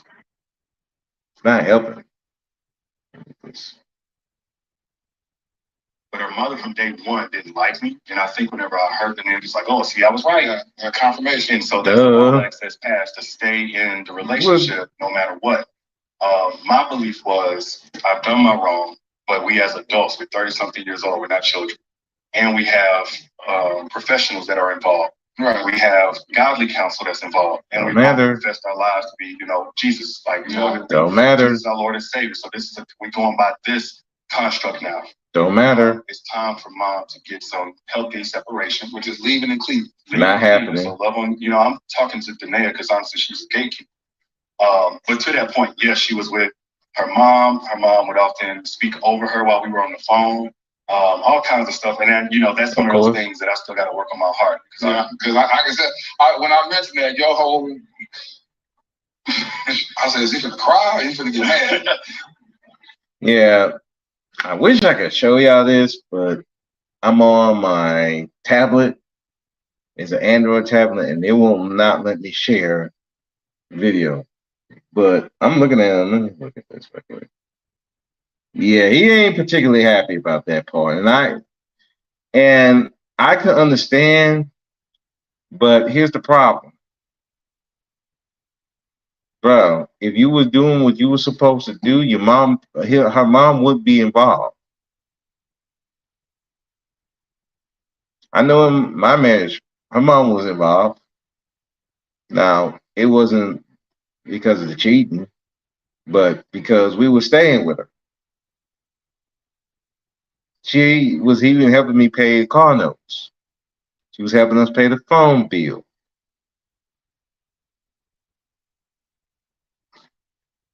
You got it in your business. You caused this problem. So guess what? She gonna defer to her.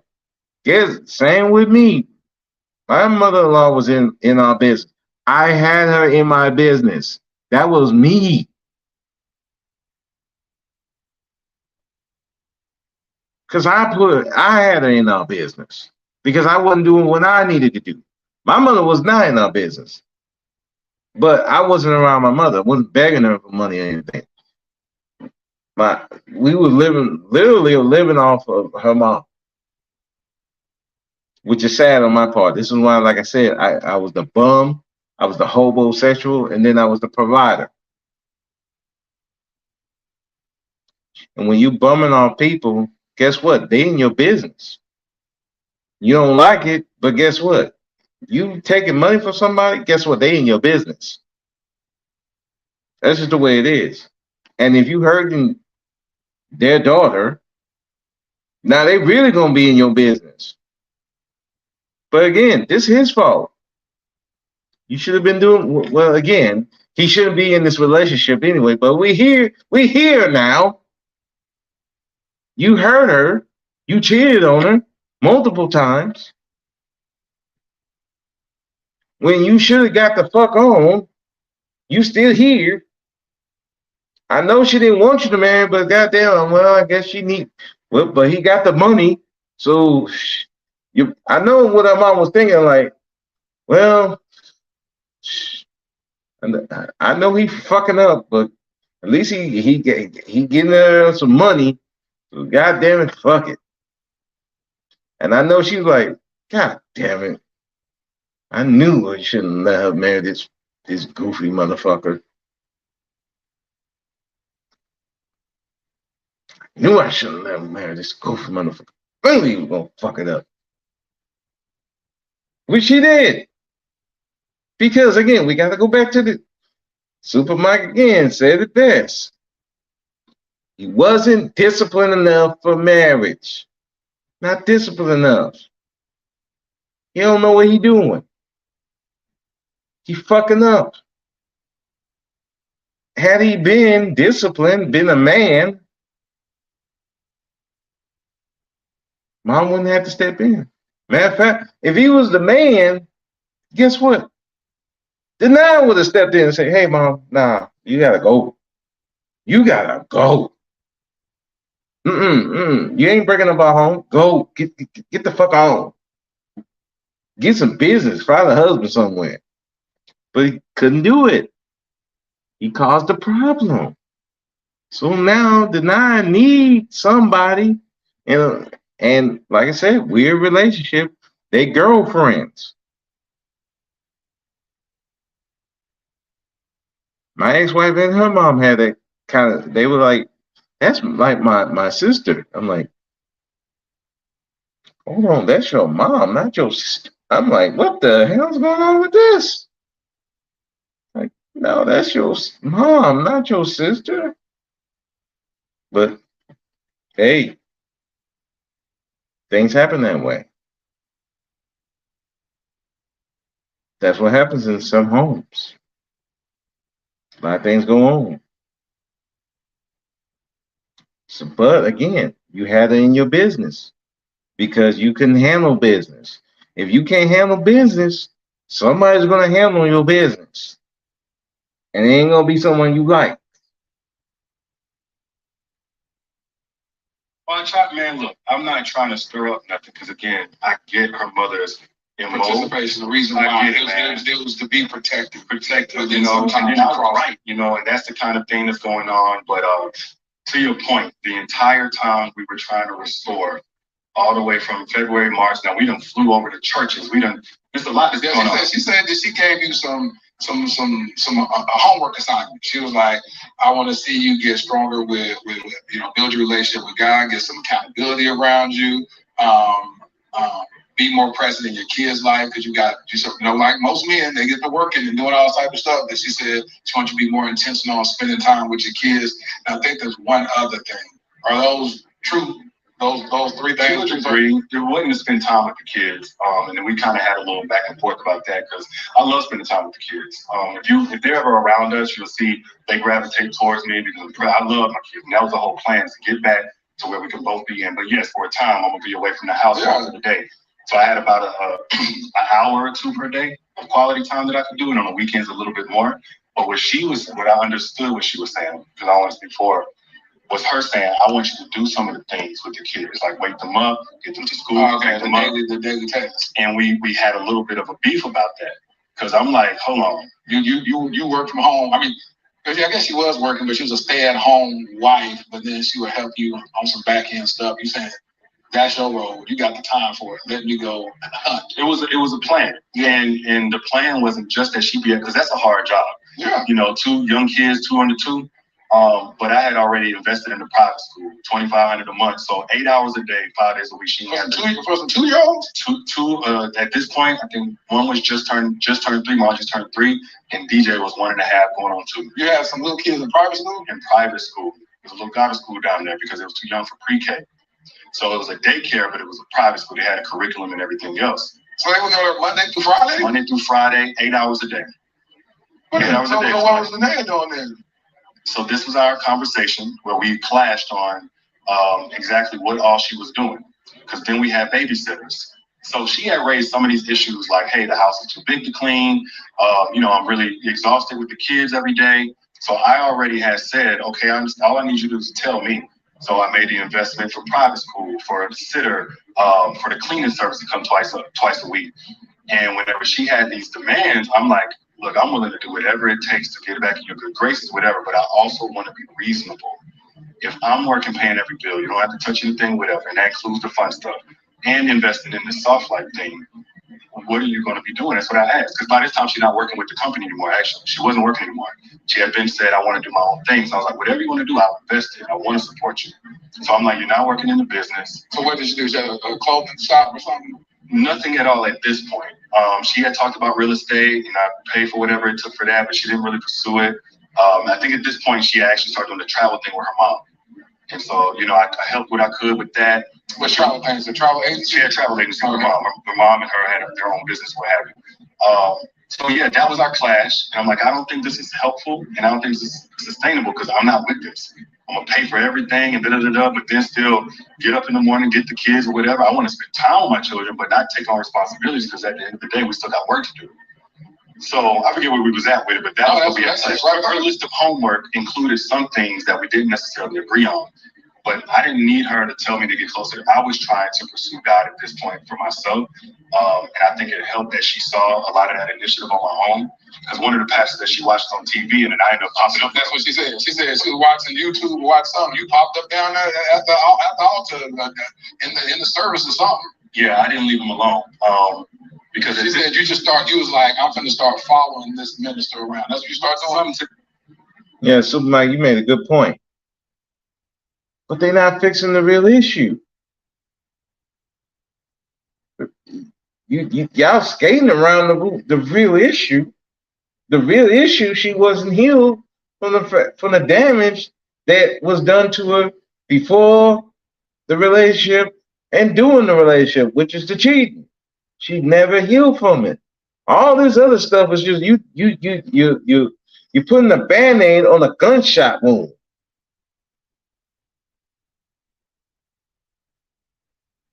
And you just you ripping the Band-Aid off. All this, the other stuff, the guy stuff, all that just hiding the real issue.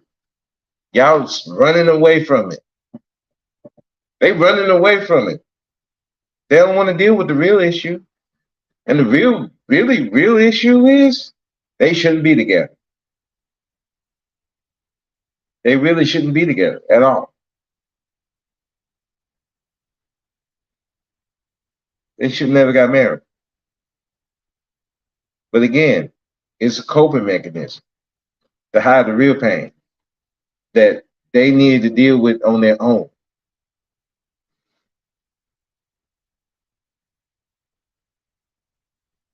It hurts too much. Yeah. Yeah, I mean, these are real issues that you have. Money can't hide it. All the houses, the clothes, you could bring maids in, all that stuff. That's not hiding. That's not helping the real issue. And they don't want to really face it. And the real issue is they really shouldn't be together. The real issue is they should have separated a long time ago, and he know that. But he was trying to. He couldn't live. He couldn't leave without this woman. Gotta have this woman around, and she gotta have him around, because they fucking life sucks without each other. And this is a cope marriage. They coping. Nothing was going to work. Nothing at all. That's why I said, man, you're dealing with a great victim. You're dealing with a woman with PTSD. If she is not trying to go get help, you got to go. Because nothing you're going to do is going to solve it. Even with help, it's going to be difficult. I know. I went through it. Now imagine somebody with not getting no help at all, hiding from the pain. Now she's revisiting that pain on you as a man, which what happened with him. And him too immature to know how to deal with it. Like I said, let's go back to wasn't disciplined enough. He wasn't disciplined enough to be a boyfriend. He wasn't disciplined enough to be a husband. And he made everything worse. Like I said, we don't need a husband school. We need a man school. We need a man school. And one of the biggest things is discipline. And discipline enough to know, hey, I gotta go. I'm not helping the situation. She's too broken. She don't need me as a boyfriend. She don't need me as a husband. She needs me as a friend. She needs me as an ally. She needs me as support. Help her go through counseling. And once she go through that counseling and she can heal, you can try again. They were only like they're only in their 30s. She can go get the healing that she needed. Then hey, you could try again. But you're sitting up here trying to make something that was never going to be. You're trying to make it into something that she's not. And she's trying to make you into something that you're not. That's what they were trying to do, cope. And then trying to make each other something that they would never were. She even said in her interview, I was trying to make him into the man that she wanted him to be, and he was never going to be that man. He was doing the same thing, trying to make her into the woman that he wanted her to be, and that didn't work.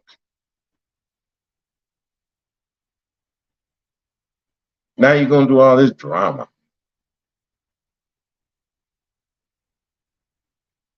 That degree, we developed a report. So she didn't mention, I didn't watch the whole thing about it, but some could be wrong, but there was a space before we separated where she got really infatuated with demons. And she didn't just say, I need a deliverance here. She said, the Lord God is taking over my vessel. You're going to die, go broke, and all these other things. So that you are. Yes. Now, later on, she said, well, I was speaking to the demonic spirit. So, yes. And this is an interesting dynamic for anybody with their spouse to talk about you speaking to. So anyway, I started looking into it and I realized, oh no, demonic influence is very real. Right. But I don't know nothing about it. I grew up in a very traditional church. We didn't talk too much about that. You know, we understand we don't war against flesh, but of course the spirit and all that stuff. But this goes a different level, like demon spirits, the name of this demon, so on. And there was one pastor, she introduced me to him that knew about this stuff. So I went and found him. And we also had some stuff where she would let me see the kids because my demons is making them. And I'm like, so why is it everybody else got demons but you? And I would have these conversations like, why everybody else influenced but you? And then we had this fight now where I felt like she asserted herself as my spiritual authority or my superior. She's so pure and angelic and God's first cousin. But then I'm just Lucifer's baby boy. Boy, that was a lie. Because now I've watched enough of his stuff, whatever. Met him, and he took to me. And he was able to tell me some stuff that validated that he was indeed a man of God and whatever. And he took to me and was like, I can see your heart or what have you. I was like, look, I want to serve you any way I can. I want to be a part of the ministry or what have you. So that's what started. I didn't just follow him. We was talking. He was kind of mentoring. He became my spiritual father. And so did anybody else confirm? Was there some deliverance service where maybe that pastor and a couple of other apostles or something linked around you and cast the demon out of it? They cast, like I did go up there to the front and I got the deliverance and all that stuff, but it wasn't like necessarily what she was saying. It was when we all discussed it together, because now he's a friend of the marriage. He wants to help us. And when he was like, Danae, you may be seeing some stuff, like a spiritual wife, spirit wife, or something like that. Right. Like, that's absolutely true because he's out here smashing and dashing or whatever. Right. But some stuff you're getting, you have to be brought up and taught how to interpret it. So Danae was actually, I think anyway, very well meaning. Because she wanted to protect her family. At one point in time, she was trying to protect me, praying over me. Before we separated, I had woke up one day and she had her hand on me and she was praying over me. So it was like sometimes it came from this pompous place of, throwing the book at me and judgmental and so on. But at times it came from a very nurturing and protective place. So he confirmed we both needed deliverance. And even because of our mom's involvement, that she needed deliverance right along with us in order for everything to come back together. And so what happened to where now, what transpired for her to move back from, what was she in Denver? She was living in Denver. And what made her transition and say, okay, let's, reconnect with my husband and let's try to make this work and move back to Atlanta? So that pastor had, this was after my birthday, and I've been wilding out and stuff. I'm like, it's over with. Honestly, I was so empty, man. I'm just going to say this, and this happened also to me. When you get too much, like, different religious stuff in your head, and you're not mature enough to understand and be able to process, you can go crazy with that stuff. And I know she said it in her thing, and I still don't think she mature enough to handle it.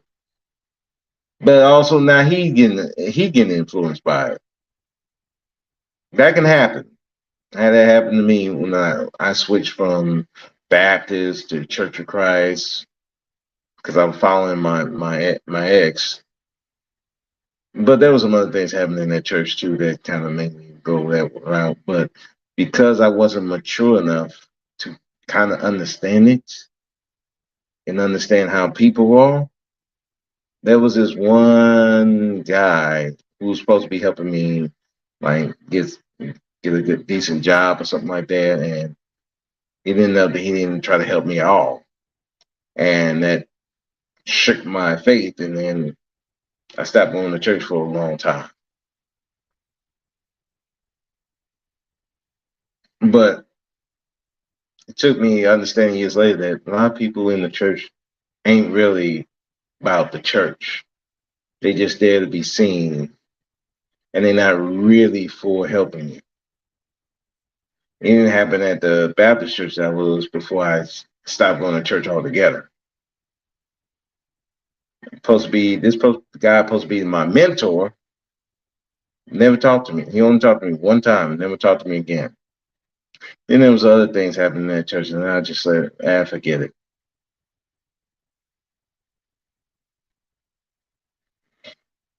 A lot of people in the church really ain't for you.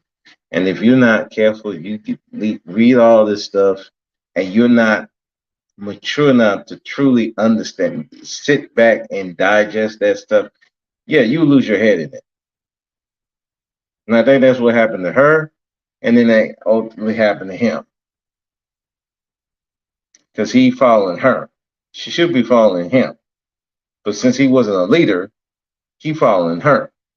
Because he's trying to make up for all the stuff that he did. And again, you can't make up for cheating. You cannot heal your wife after you've done stuff like that. She got to heal on her own. Just going to make it worse. And then you're going to be trying to beg your way out of it. So, yeah, I'll do everything you want, honey. I'll do everything. It don't work. It don't work. It don't work. It don't work. It don't work. You cannot make up for it. You can't help her heal. She got to heal on her own. You can be a support, but you cannot be there. You might need to leave. They might need to separate. And if she come back, great. If she don't, she don't. But at least she can heal.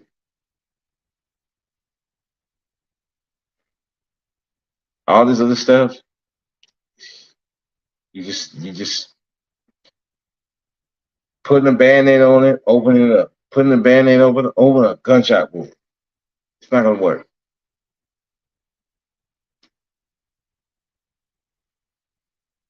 And I cut everything off before I even knew if I would have a chance with her. But at this point, I had started rebelling against God because I'm like, God, this was in July. February 4th, I gave my life to Christ in the truck. And it's like, all right, tomorrow, it was for different reasons. I didn't want to go back home before that, but I was like, tomorrow I'm coming back home and we're going to make this work. We're going to thug this out the God way. Yeah. And that's whenever I came back to she was gone. I was like, the day after I gave my life to Christ, things started going here. And I blamed him. Mm-hmm. I went through some rebellion all over again, man. Screw this effort. So anyway, that was the end of July. I was like empty. I'm like, man, I done rented out yachts and I done did all this money spending and just random girls I'm kicking it with. I don't even know them or like them. So just being real, like I don't even like you, like you know what I'm saying. So I was like, man, go on somewhere, man. And before she said anything, I again burnt the bridges. I'm so off and on. But August comes around. I think it was August, and my spiritual father was going to have another event. I had stopped kind of being around him for a little bit while I was in that stage. I was like, I need to go over there. So that stage was just the month of July? I would say June into July. Okay. Yeah. So February, she leaves February, right? February, give your life to Christ. The next day, she leaves. You start trying to get your feet in Christ. You find that once you connect with the Spirit. I went head first into it, man. I made friends with pastors. Willie Moore Jr. I reached out to him as a man of God, and I was like, man, what group are you a part of where y'all stay on the straight and narrow? Yeah. And they didn't know anything about any of this. I was pursuing this. I'm like, I don't want to mess this up again, So anyway, what was the question again? So you started working towards that, and then July, you said what? Because we were discussing my birthday, and she was like, I'm not seeing you for your birthday. And I was like, but the abandonment still hurt. Yeah. I ain't healed nothing to do with abandonment at this point. So I was like, my birthday? I was like, can I at least see my babies? You know what I'm saying? Can I do that? Well, I'm taking them to a church again. I was so beside myself. So anyway, we definitely knew the relationship is over. We had a child custody agreement in place, all this stuff. I had my rendezvous. Then after that, cut everything off. My spiritual father will have an event. She happened to be at the event. Oh, really? This was actually down here in Dallas. He was gonna have it at the Marriott. He's gonna have like a 3-day event or something like that. I was like, I want another chance with my family, but I don't know. It's just too much. But I brought a picture, so I put it on the altar and prayed and everything else. Her mama came with her and brought the kids. And we had not at this point talked in like 2 weeks. So the first time you seen your wife at church, in a minute. Yeah, no, we had seen each other throughout the summer, but this time. No, I'm talking about, you said for 2 weeks. It was a couple of weeks. We had discussed me seeing the children because I kept trying to just keep some closeness with them.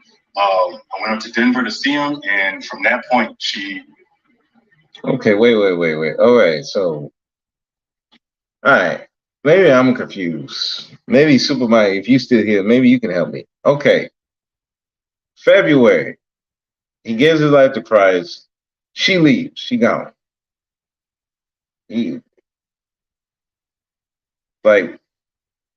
he's talking about he didn't see the kids. Now he see the kids, and then all of a sudden now she's not letting him see the kids. Then at church he see the kids. I'm confused.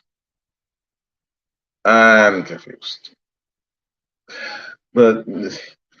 maybe I'm not. Maybe I'm confused. Maybe y'all. Maybe anybody in the watching, y'all can comment and see. Am I confused? But this sounds like some timelines getting messed up.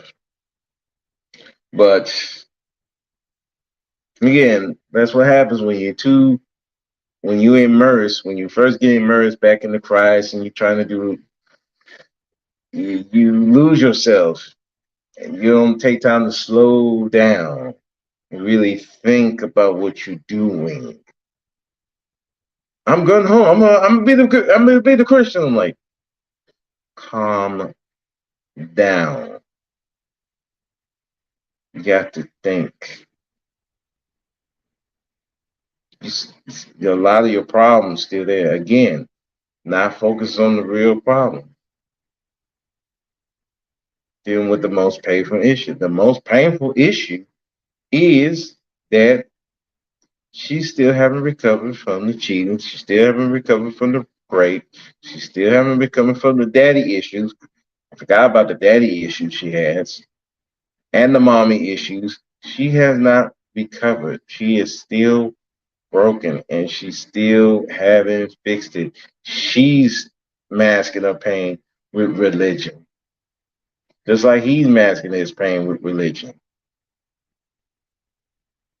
You can't mask your pain with religion. If you're going to follow it, you're going to have to follow it. But you got to follow it with a clear mind. You can't be running to religion. It's just like all these people run into different relationships. You can't run into relationships. You have to run, you have to walk to these relationships with a clear mind and a clear heart. If you don't, you're going to be doing all kinds of crazy stuff. And you're not going to solve your problem. You're going to get burned out. Like found the Christ in February, and by July he losing his shit. Well, not July, like June, July, he losing his shit.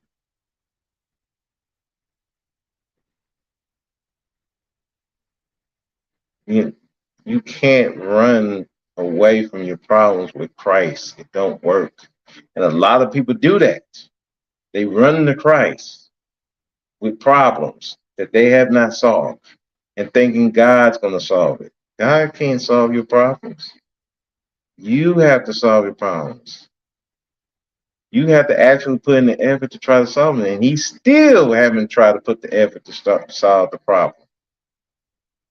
And the only conclusion would be to break up. Not this separation. No, actually break up. Nothing else is going to work.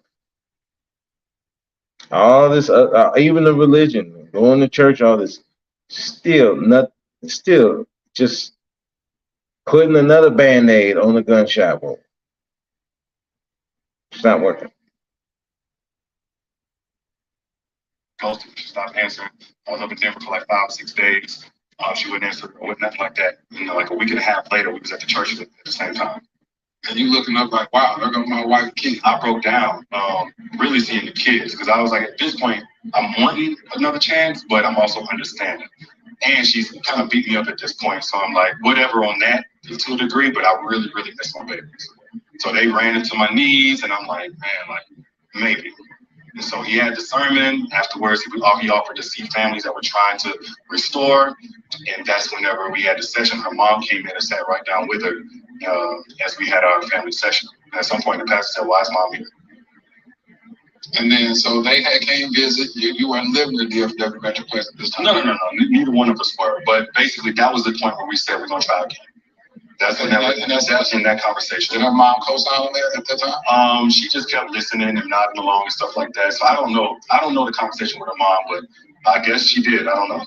And then y'all decide to let's do it again. Let's do it again. Decide to what? Move to Dallas. First month is I'm gonna spend up there because she wasn't ready to part from her mom yet. So I got another Airbnb for 30 days. Right. And then we moved down to Dallas together. And we moved to another Airbnb while we found a place. And we started the restoration. And this is where, honestly, bro, the whole thing, this was like one of the most beautiful things that was happening. I could tell some distance happened with her and her mom because I could always tell whenever she was close. She would come in, I'm talking about, she get a call, come back, and she hates me. Now it's some distance.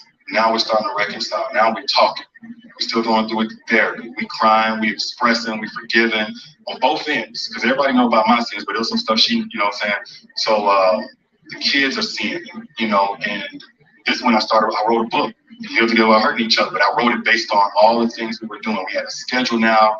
So we went through that process. This is toward the end of 2020, I think.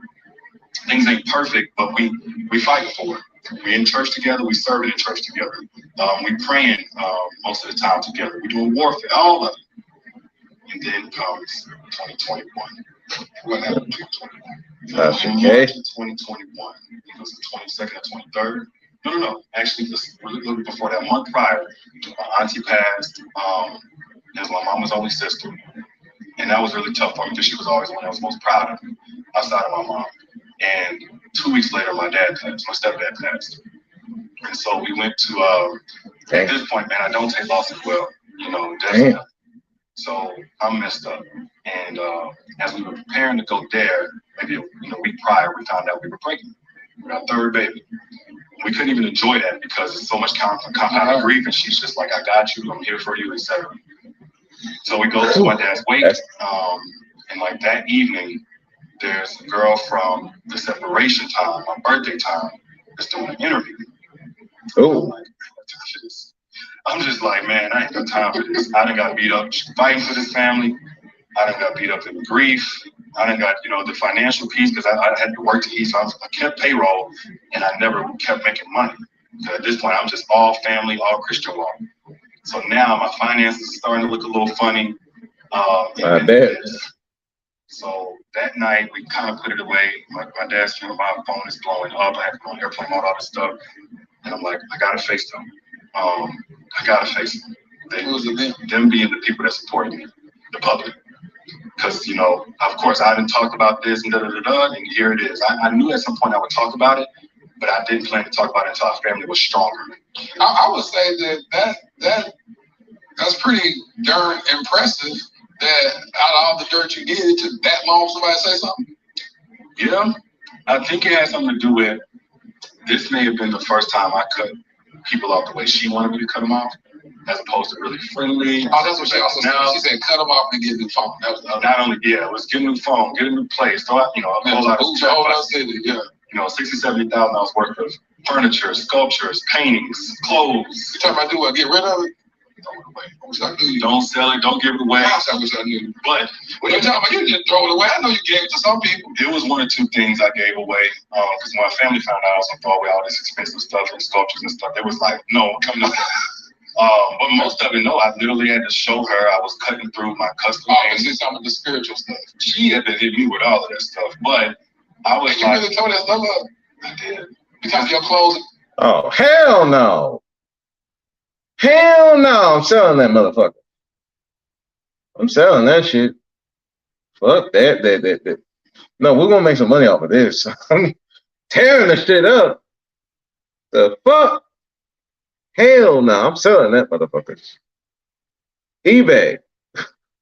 Everything must go. Facebook Marketplace, baby. Tearing expensive stuff. Oh, come on. What the hell?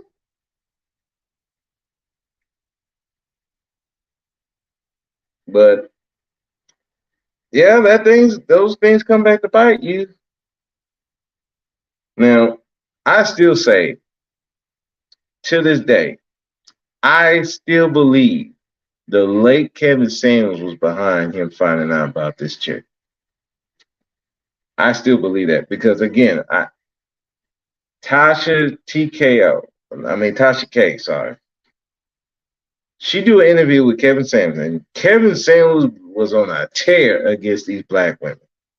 Tasha K interview, it's one of the softest interviews, no hard questions, but all of a sudden, this woman come out of nowhere, Tasha K finds her, and all of a sudden, this hard-ass interview about Derrick Jaxn. After all this dirt, all the cheating, now all of a sudden this chick come out of nowhere. And he's saying because I'll put it this way. I think that might have been why she did it. But trust and believe, I still believe Tasha K did that on the behest of Kevin Samuels. Kevin Samuels paid her to do that shit. I still believe that to this day. Because if y'all remember, Derrick was speaking on Kevin Samuels, and he didn't like how he was treating these women. That was cutting in his money. Kevin was cutting in his money. Kevin saw him as an obstacle because again, Derrick is the friendly one. Kevin is the stern one. That's going to cut into Kevin's profits. And just like he did Fresh and Fit, try to get rid of them, he was trying to get rid of Derrick Jaxn. And that I believe that to this day. Because you mean to tell me from 2019 to 2021 at its height, nobody did an interview with any of these chicks? Come on, bro. Come on, man. Nobody can pay these women any money? Nah, I don't believe it. But again, that's what happens when you mess up. It's going to come out. It's going to come out. Everything was a show up to fake. Because even though I didn't agree with it, but I was like, you've seen enough actions of me trying to do it my way. And it ended us up in this situation. Last thing I'm going to do is still assert myself as the authority on how this needs to make you comfortable. So if she's saying it's triggering her, I was like, I'll give it up. So your family came and got some of my family came up there. It's like, no, we taking this, we taking that. This was actually, the separation. So she wasn't there. And they were like, no, they found out through all this stuff, TVs and everything. Man, so fast forward. I know that, right? I'm like, big old TVs. And you giving it away now. I'm coming. At first, she was really, really pissed, but supportive still. She was like, we knew this was going to come. I'm 10 toes. You know what I'm saying? I got you, da-da-da. And then we come. So hold on. So I get that you really want your marriage to work then, huh? Yeah. I never would think that. And that's why I said you got to wait. Can't pass judgment on people. I literally assumed that you were stuck in a marriage. You were getting along just to get along, but your heart was really wanting to be in these streets and smash all these women. No. You're saying that what I'm getting from you ain't even saying this, but what I'm getting from you is that, no, I really want the marriage to work. It just so happened that I was doing this stuff behind the scenes when I felt neglected and felt this type of stuff. You really want to be married? Absolutely. I wanted my family. I wanted to be married, but I wanted us to stay cohesive. That was the biggest thing on my mind. Stay in the house. So answer this real quick. So be married or want your family? Meaning, would it be okay to have this perfect hybrid of a relationship? Hey, Danae, I have a propensity to smash chicks on the side. Can you be okay with that? I'm gonna give you this soft life, give you this wonderful life you live in. I love my family. I'm gonna be here for my kids. Hey, I love them. I got 3 kids now. This is amazing. Just let me go out here and smash people time. Would that be the perfect world for you? No, that'd be hell. Why? Because it was hell when I was doing it behind the back. I wasn't happy. I was coping. She actually offered up for me to be with other women.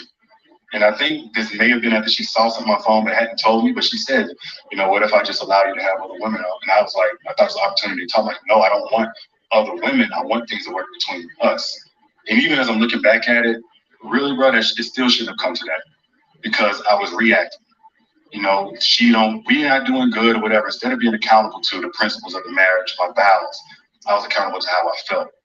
And that was, again, a part of this long pattern of I'll be good so long as I feel good about you and how we doing. But the moment I don't feel good, screw it. So you tell me a perfect situation for you, get remarried again as a woman that said, I believe a man, because I had women come to me before. Women have come to me over the last couple of years, and when I've spoken about infidelity in the past, I have women come to me and be like, because it's not normal for a man to be faithful. So let me tell you something, Terrence, if you choose me as your wife, you can go smash women on the side. It don't matter. That don't bother me. As long as you're taking care of the household, as long as you don't let that mess come to my doorstep, I'm cool with it. But the reason why I personally can't do that is because I think you're speaking to I know you're speaking to the lowest version of me. That because of my faith and my relationship with Christ, I can't operate like that. But then a lot of times men will say, well, look at the men in the Bible or whatever. I understand that. We're not in that time. I know they had multiple wives. And a lot of dudes do talk about that. They had multiple wives, not understanding. Let's take Solomon, for example. The reason why he married all these different women wasn't because he wanted all these women to smash. The reason why, because you had different nations, different lands fighting each other. And one way to keep peace is to marry into the kingdom. That's why he had a lot of those wives. And again, in the Bible, yes, they allow men to have multiple wives, but there's a catch to that. A lot of time it was either the husband of the former husband died, so they gave him to another man, so she can have a husband, so she won't be. It'd still be a sin for her to be by herself. Or the man was wealthy, so he can have multiple wives. He was going to be able to take care of them. It's not this whole pseudo polygamy. No, I just want to have a bunch of chicks around, but they're going to take care of me. That's not polygamy, bruh. That's not having multiple wives. You have multiple wives, you're supposed to be taking care of them. One dude, like, I was at the anime convention last November, and this dude broke it down. He broke it down better than any of these fucking these black polygamists, and this was an Indian guy. He said the polygamous relationship is just like a monogamous relationship. You still got to take care of the woman. You still got to take care of her feelings. You still got to make sure she's good. When I hear about polygamy from these dudes out here, they ain't talking about making sure these women good. They talking about making sure they good. I understand that, but you gotta make sure the women good. If you're not making sure the women good, what's the point of them being in a polygamous relationship? She might as well just be letting you fuck all these bitches. Why are you gonna be around? Why is she gonna be around you? Then you also gotta recognize if these women are willing to be in that type of relationship. Because just like men are territorial, women are territorial. Their base nature is to get with the strongest man and keep the strongest man. They ain't into sharing. Especially now in 2023. And these women have egos too. It's one thing, dude, sleeping around, but nobody knows what's going on. She know, but not everybody else know. It's different when this is everybody knows. Because now she got to deal with other women telling her, oh, I would deal with that, and I would deal with that. Family saying the same thing. That's a little too much. So when you talk about this polygamy stuff, I got not every man. Don't listen to some of these goofy dudes because they can't keep it in their pants. A lot of men don't want extra women around. To a lot of men, that's a headache. That's stress. That's a fucking headache. Just thinking about having multiple women, having a rotation. You know how the struggle it is just to have one? Now I'm dealing with 2, 3, 4. Even if you are just smashing, dealing with all these different emotions. Hell to the no. I'm good on that. I want my one woman. I'm good. Oh man, close to have my. Well, then stay single. It ain't that fucking hard. Stay single. The Bible. Are you gonna take care of these women? Do you have the finances to take care of these women? Because technically speaking, you're supposed to have either separate households or they're supposed to be living together. Do you have the money to do that? Most of y'all don't have that type of money. And most of y'all ain't going to try to work to get that type of lifestyle. I know I ain't. So if I know I'm not going to do it, I know a lot of y'all not going to do it. Shoot, you want to smash other different women? I don't need to be married to them. Man, I'll be single. Dudes like that. And so I can understand Derrick, what he was saying, and even the host. A lot of dudes don't really want these different women. I'm just talking about them. I'm not talking about Derrick. So believe, oh, you believe Derrick? You believe? I'm like, listen, I'm just telling you what I know and what other guys like we know. We don't want all that drama. That's a lot of stress. Being with one woman is stressful enough. Now you add two. Now you got three. Oh, hell no. You saw what happened to Solomon. Everybody know the story of Solomon. You know he fell out with God, right? You know why he fell out with God? Too many women around. Let the women get to him. That's what happened to Solomon. Women can be a good thing, but they also be a bad thing. And you don't know how to deal with women, yeah, you will lose your fucking mind.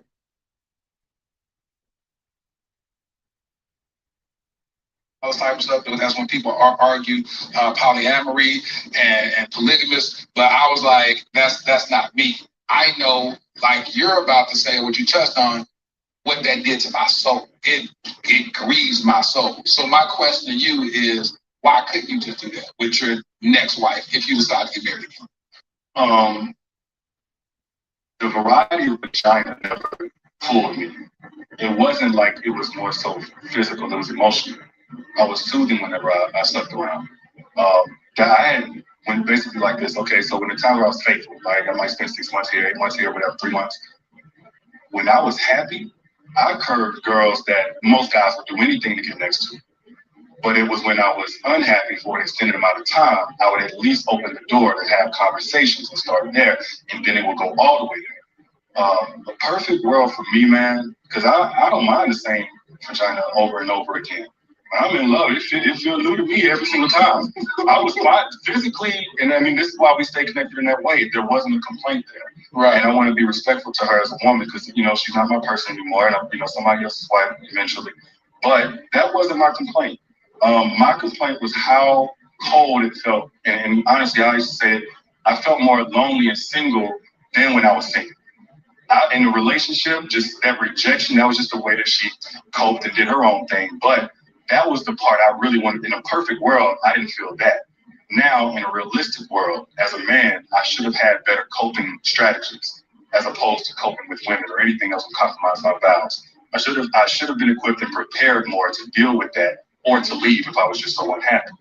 I didn't take that responsibility. How are you reconciling that being the Let's go back to it again. Wasn't disciplined enough for marriage. Again,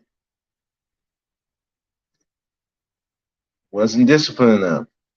Even when he knew he was fucking up, and he's like, yeah, I should have just left. He didn't. Not disciplined enough. Not understanding, hey, I'm not helping this situation. What I'm doing ain't helping. I'm running to these other women. I'm coping. Like I said, he was coping. He didn't care about his wife. He was coping with the fact that his life sucked and he's dealing with abandonment issues.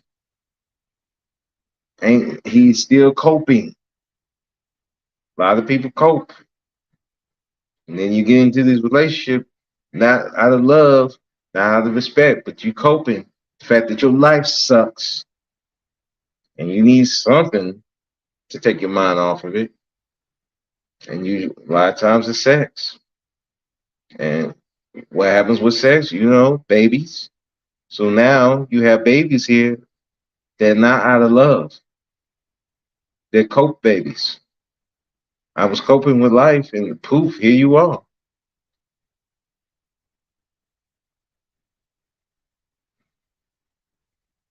So, yeah, like, I can see that. Coping with life. And you're using the sex to do it. Some dudes use porn. I know I used porn for a bit. Even when my marriage coping, you're looking at porn still. Then went past that. But you got to know when to get the fuck out. You got to know, hey, this ain't the way. I'm just coping. I'm not being the man I need to be. And it's hurting her. It's time to get the fuck out.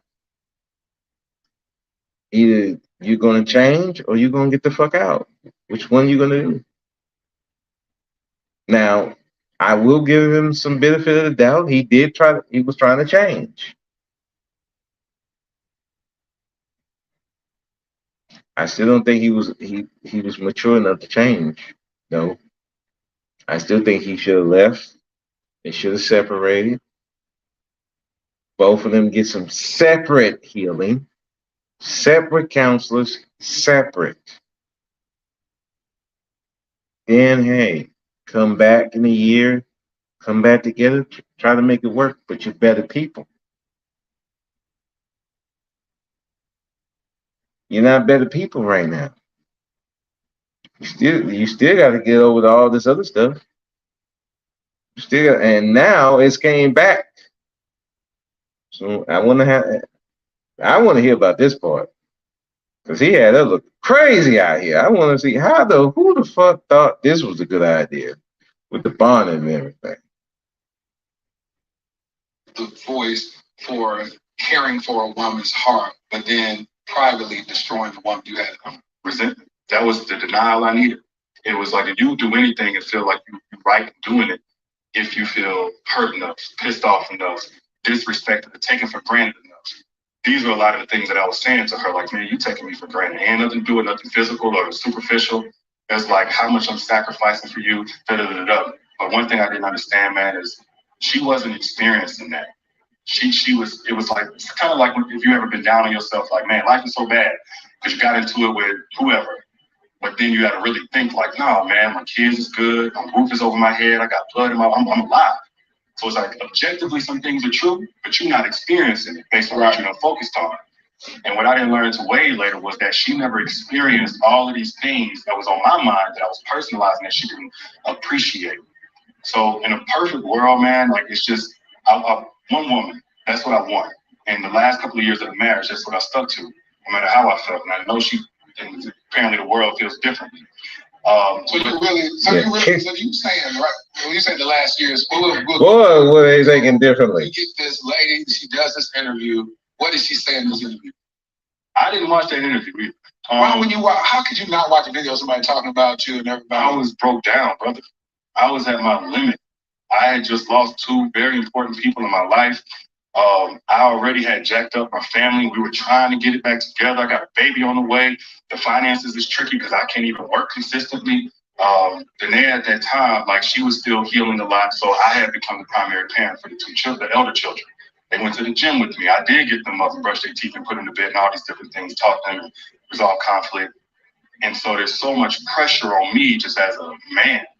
And then throughout that process, which you would have done if you were single anyway. So, I mean, so basically you were doing the same stuff if you was a single father anyway, which you probably could have got full custody had you gone the other route.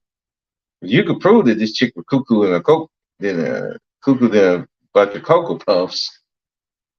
But, I mean, but we here now. Like I said, he could have went, got the full custody of these kids. I know he could have. But anyway, trying to keep the in-house, as Ty and Ramil say, trying to keep the in-house. Trying to keep that in-house. Because I was the wrongdoer, all of my feelings were obsolete. And now it was okay. Like, screw how you feel. Yeah. You hurt her. And so I felt, even more invisible. This goes back to the first counseling session we did, feeling invisible, to childhood. It's like, man, I'm repetitively feeling alone. So as we coming back, and I know that I'm like, I can't think straight. We get back, and I know I'm gonna face my audience instead of, being further more cowardly than I already have been, because no matter what, I want to walk according to what I think is the right thing to do. I faced them that night, but I only talked to what I did in the separation. I didn't tell them I had cheated in the marriage as well. So I was like, again, I want to do this. I want to do this again. And I offered for her to have a voice if she wanted to. Part of our counseling was her having a voice. She wanted more of a voice. She said, yeah. And then that's when we did the video. In the video, she getting the bonnet. How do you feel about how she represented herself in that video? Well, because you remember you're the face of this brand. To have her on there where now she's been attacked from the bonnet, which was something very intentional that I was when she came on the podcast. I said, listen, the last time, I understand how triggering these moments are. I said, so I'm gonna get a makeup artist, I'm gonna get somebody to make sure you look right. I don't want nobody criticizing you on my platform. Which he should have done. I'm like, if you were gonna do this, he should have done that. No, he had her looking like a crazy. I know if it was me. No, you're not wearing a damn bonnet. Take the bonnet off. You're gonna look decent. Because we got a bunch of people I gotta talk to. No, you're gonna look decent. You're not gonna be looking like you just got out of bed. So hell. But he just let him be on here. I don't know. Like, what the fuck? What's wrong with this dude? Why didn't you give her that same level of care to make sure that when she represented herself, she was representing the best life? I didn't look at her and felt like she needed makeup. I didn't feel like that was the missing piece in her being presentable or beautiful. I still, honestly, bro, I don't look at that video of what she had on and see anything wrong. The only thing I can see now from the outside is her body language, and I knew what that was because of. But people in real life didn't know. Both of us were shattered. I'm a bit more poised probably in front of the camera, and also I'm more functional. Like, even when I'm not okay, I look okay. But she was showing it, right? But for different reasons. She was pregnant at the time. Pregnant. No one knew she was pregnant at the time. She was pregnant, and she was somewhat grieving because she knew of my stepdad as well. So we're both coming from some really heavy stuff on top of her being pregnant, on top of this being a season of attempted reconciliation. And so we show up, and I didn't really. Again, it didn't stick out to me because this ain't my first time seeing her. Just, again, I think she's beautiful. And I appreciate what you did in making sure that she was protected. But I know afterwards, when we thought about doing some more conversations, I was like, oh, let's get PR. So our body language ain't the same because I don't want them to talk about you. We did a podcast for a little bit and I was like, I don't want them to talk about you. And I started looking at it from their lens. But at the time, man, I don't think she was thinking about herself. And me, I think I was so selfish in my own feelings. I wasn't thinking about her either. How did you feel when the video dropped and people kept talking about her bonnet and they kept saying, I see why he cheated on her. I see why. And they started making the quote unquote victim. That's all we knew. We didn't know about what she was doing in the relationship. So now she's this victim and now they're victim blaming. She's the reason why her man is unhappy. She's the reason why he's unfaithful because look at how she presents herself. Which was really fucked up, bro. That was really fucked up. They blaming her for the fact that this dude cheated. And these are women doing that. Never mind the men. Men. But they were women doing that. That was really fucked up, though. And you would think women would understand. That's why I said, even with this interview, he really didn't need to do this interview. Because again, it's not like everybody was Team Danae. It's not like everybody was like, oh my God, we all Danae. Burn Derrick Jaxn at the stake. No, there's a portion that's Team Danae, no matter what. There's a portion in the middle that's like, okay, well, yeah, we know he's a cheater, but Danae ain't exactly an innocent victim, and let's just say she fucked up. And she was fucked up before they got together. He didn't make it better, but let's face it, she fucked up. Then you got the other side that's just like, they are not Team Danae at all. Like I said in the last video, they had one woman say, I don't believe a word she say. There was one woman was saying that she's a narcissist. She's manipulative, which she is manipulative. I'll give you that one. I don't know about the narcissist part. But like I said, how everybody was Team Danae. It was not like everybody was like, oh man, burn Derrick Jaxn at the stake. No, they was like, there was some Team Daenerys, no matter what. But then the rest, everybody's like, well, yeah, he a piece of shit, but she chose this piece of shit. So what do you want us to do? She caused her own problem. Then it helped she was starting doing the infidelity class, and I'm like, oh, she just in it for the money. Fuck this bitch. That's pretty much everybody's thought process. So really, again, as I said even in the beginning of the last video, he shouldn't even have done this interview. But we here now, and I'm reviewing it. And so, what do you want me to do? We here now, and so now we're going back to when the interview started, and he put it out in the barn, and I didn't know no better. I'm like, dude, come on, bro. Jesus. Talk about self-absorbed much? Read the room. I'm starting to see why people were thinking that people were saying that he's selfish as fuck and a narcissist. Bro, you could not think for a second that you had your wife out there, you about to talk to all your million of fans, and you had her out in a bonnet. What you thought was going to happen? This is the internet. Too self-absorbed. Like I said, back to the message. Not disciplined enough for marriage. Just not. Not disciplined enough for marriage.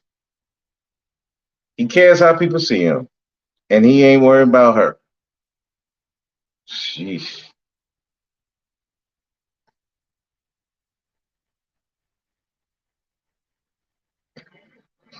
Let's keep going with this. Of course, he's going to want one of these baddies that you see on Instagram. How did you feel seeing that? First, I don't even know where to start. I put her in that position. So as much as I was looking at it and not liking this and that, I was like, my decisions is another reminder that my decisions put her in this place. Secondly, I think I just felt helpless because typically I'm the one that like stands for people who get crucified wrongly, and especially women, but really anybody. I've stood for men too, but like here, I'm obsolete because I'm the one that caused it. Thirdly, there is no connection to a woman's looks and man's integrity. One way or the other. She can't look good enough to make me a no man's favorite. Teach. And she can't look bad enough to make us step out. Teach. So just in terms of what they were saying, I was like, that's bullshit. Like the most beautiful by society standards. Right. Have I cheated on? Yep. Because it's not about her looks or her makeup. It's about my character. Thank you. Or lack thereof. So again, it's not being able to say that and stand for that. And I was appreciative of those who did, because they were doing what I couldn't do. And so it was really like, the shame that was already there, the guilt and all this other stuff. And then you add in the ripple effect of now family is getting involved. Her mother is, you talking about might as well moved in. It was so much that she did. I just like totally now I'm obsolete. I'm moving myself and I'm fine with that. Because I need to make sure she's okay to healthily carry this baby. Because she's pregnant still. We still got to go to the doctor's appointment. She still got to keep an appetite. I've been in the middle of scrutiny and I was fine with that. Like, man, talk about me. One, I deserve it. Two, I'm kind of used to it. But I'm used to it on that level. Even on that, because people love Derrick Jaxn. There's a lot of men that didn't like you, but women love you. Look at your social media following. When did you ever have 1 million people following you? That's a lot of people that even when the video came out, I would hear people say, I don't care what he did to his wife. I still find value in what he's saying. They were still following. His video helped me get out of this toxic relationship. So no matter how much the world crashed down on you by that, you still had, and I'll still say the overwhelming majority of people are women that still was advocating. I feel a little differently, man. I think not only advocating for me, I think they were advocating for what I stood for, and that it didn't just wash that away. What I've gotten from them anyway, because I had people that turn on you, and I totally understand. But the people that in real life or even online, they were like, that doesn't take away from the truth. But for me, again, I had rumors go viral about me before. People just don't remember because I wasn't as big. But I've seen tens of thousands of people who follow me before because they thought the man was white and I didn't date black women. So I already kind of knew, but I also think I just was too numb to that. Now, this is the first time that scrutiny is coming to somebody I love, somebody close to me because of me. Right. So that was my whole intention with it. This is a new experience for me in that regard. That she's not built like that. Right. You know, she ain't used to this and she wasn't supposed to ever have to be used to it. So what was going on in my mind is just the lowest feeling you could probably imagine. Even with trying to tune out social media and everything else, her co-workers, her mama, or whatever, had to see her relive this trauma. And people making talking points because people kind of forget we're both human. Yeah. You know, and they could forget I'm human, but I'm like this girl that y'all go from protect black women to look at her bonnet, that point, and music videos and stuff like that. I mean, it's so insensitive. I'm wishing I could say something, but I'm still the cause of it all. So it's guilt. Which I've always said, that sisterhood is bullshit. I've been saying that sisterhood is bullshit. Get a nice looking guy, that sisterhood goes out the window. Especially someone like Derrick Jaxn. That proved that the sisterhood was bullshit. This black women empowerment was bullshit. These women don't care about, all the time is women empowerment when it's against men. But when it's left by itself, there ain't no fucking empowerment. It could be breaking easily by another man. That's the funny part. They have this empowerment against men, but it can be broken by another man. Ain't that a bitch? I'm like, I seen that shit. I'm like, damn, y'all dissing this woman because of him cheating? And you was like, she deserved to get cheated on? That's fucked up, man. But it goes to show you, there ain't no sisterhood. That sisterhood thing is a myth. It's only for against men. Once the men problem is solved or they find a different man, they turn on each other in a heartbeat. You seen that what happened with Cynthia G and the pink pill. You seen that with Woman Sphere and Cynthia G and Nyla and all that mess. Uppity Unicorn and Nyla and all that. You seen it multiple times. Fade the Bomb Cherry, Sister George and Fade, Rob B and Bomb Cherry, all this different shit. You got Peace, Love, and Netflix fusing with Bomb Cherry and Verbal because over L. Nixon and his wife. That sisterhood is bullshit. It's been bullshit. They don't really believe it. It's only against men, but when it's time for them, we know that it's bullshit. That's why I don't believe in that bullshit. And I've told when I said I don't believe in that sisterhood bullshit. Y'all ain't together like you say you are. You say y'all together, but let a different man or some money, and that sisterhood go run real quick. Shame, helplessness, fury, anger. Some people that I thought were at least somewhat friends making jokes about it. And it gave me a perspective, man, that like on some level, my platform had probably done the same thing. You know, when I talked about people, and, you know, especially holding them accountable, I always thought I did it with a level of ethics. And, you know, I'm trying to at least be constructive here. But ultimately, I was making a lot of people's wives relive their own trauma. And if anybody's listening, you know, I was wrong for that. I want whoever I've ever talked about to understand that that was wrong with me. But that gave me a perspective I never had before because I saw her trying to shut it out and her phone blowing up. Yeah. You know, friends and stuff is concerned. Is she okay? And understandably, but it was overwhelming. And she wasn't okay.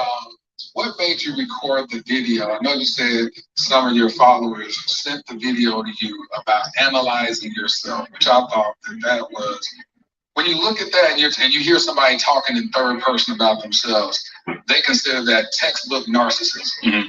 What in the world would possess you to do a reaction video to yourself? Horrible decision making. Why would you do that? Horrible thought process. So for me, whatever I'm going through, my MO has been to just work through it, get up and go do something. But at that point, I'm the biggest conversation. And I was like, this is not something I stand by. But I was like, how am I gonna talk about everybody else, but I want to talk about me? Dumbest decision. Because out of 800 videos, the one that I do in third person is the one that confirms I'm a narcissist. Textbook narcissist. Textbook narcissist is third person. We all have a PhD in narcissism from Instagram. Yeah, we all got it. Instagram, YouTube. So I was like, well, that didn't go as planned. And how can it go as planned? You promote a probably product. I probably did. He was like, and I have this book that I had come. I said, this N-word. Right, the show must go on. This N-word just sat there and did, what is wrong with this? The most detached, not reading the room moment probably in my life. Mm-hmm. So what kind of pushback did you get from that? Just the same. It was, for me, and again, it's not trying to be arrogant. It's just like, for whatever's coming my way, I know how to, for the most part, block it out. You know, my whole career has been about, you know, being able to ignore naysayers. This time it was legit though. You know, something I really did. I really disappointed people that believed in me.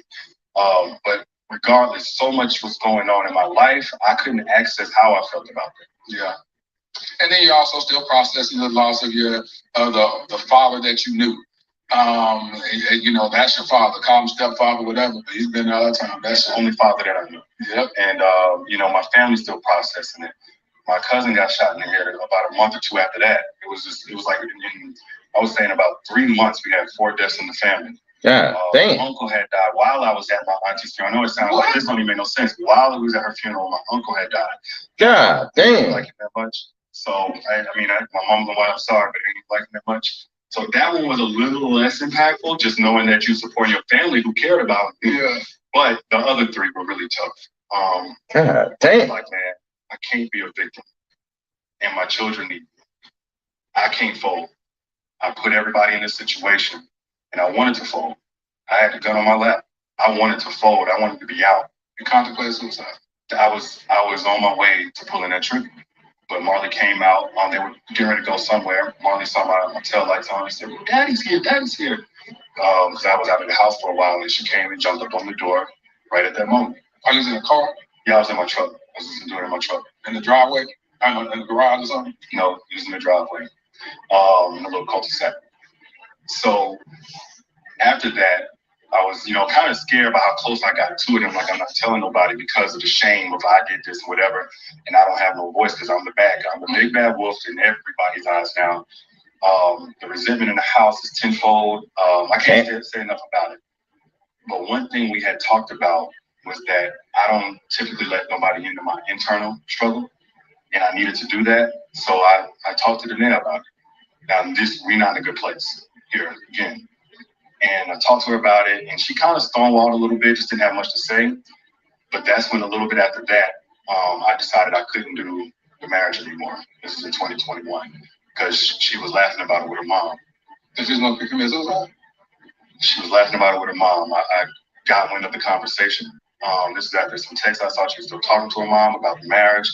Jordan on me like, who can't forgive after all the forgiveness I needed, But this one where I was like, not that she's so bad, in this moment, but it just made it clear how far away from me her heart is turning. Did you divorce her? Did you say you wanted to divorce by text? Yeah. At that time, anytime we tried to talk, especially if it involved her mama, she either ended up yelling or she stonewalled, like blank face until I got done talking and had. The same thing she's been doing since this whole relationship started. I never did, but I didn't do well with no yelling. So I knew this was to do with her mom, and I told her, hey, not only do I can't do this anymore, but this unresolved issue with your mom is a reason why. I don't know if she mentioned that or not, but a lot of people don't know. It had nothing to do with infidelity as far as why I decided I needed to leave. It was because we had talked about restoring the marriage, but we, pastors, counselors, over and over again, we catching that she had talked to her mom or brought her mom into the marriage. Her mom was very intent on staying in the marriage, giving play-by-plays of how to disrespect me, or whatever. At this point, it was like, I already. But you caused it. But if we're going to give this a chance, you got to just set the boundary with your mom. I ain't going to put words in your mouth, so I told her, but just let her know you love her, you appreciate her support, but you're committing to this and you need her love to look different. And she kept saying, well, I'll get to it, or not yet, not ready. Over a year of that, I was like, I got to go. And so you sent her a text message. She was up, you was upstairs and she was downstairs on the couch. Yep. And at that point, that was in what year? 2021? This is 2022 now. Damn, he even took the cow's way out and telling her I want a divorce. Damn. He just fucking up in all areas. Damn. Come on, Derrick. You suck. Damn, you suck at everything. This man suck at everything. I'm like, when I wanted to get out, I didn't do no text. We're driving in the car. I'm like, look, I'm leaving. I'm leaving. No, I'm leaving.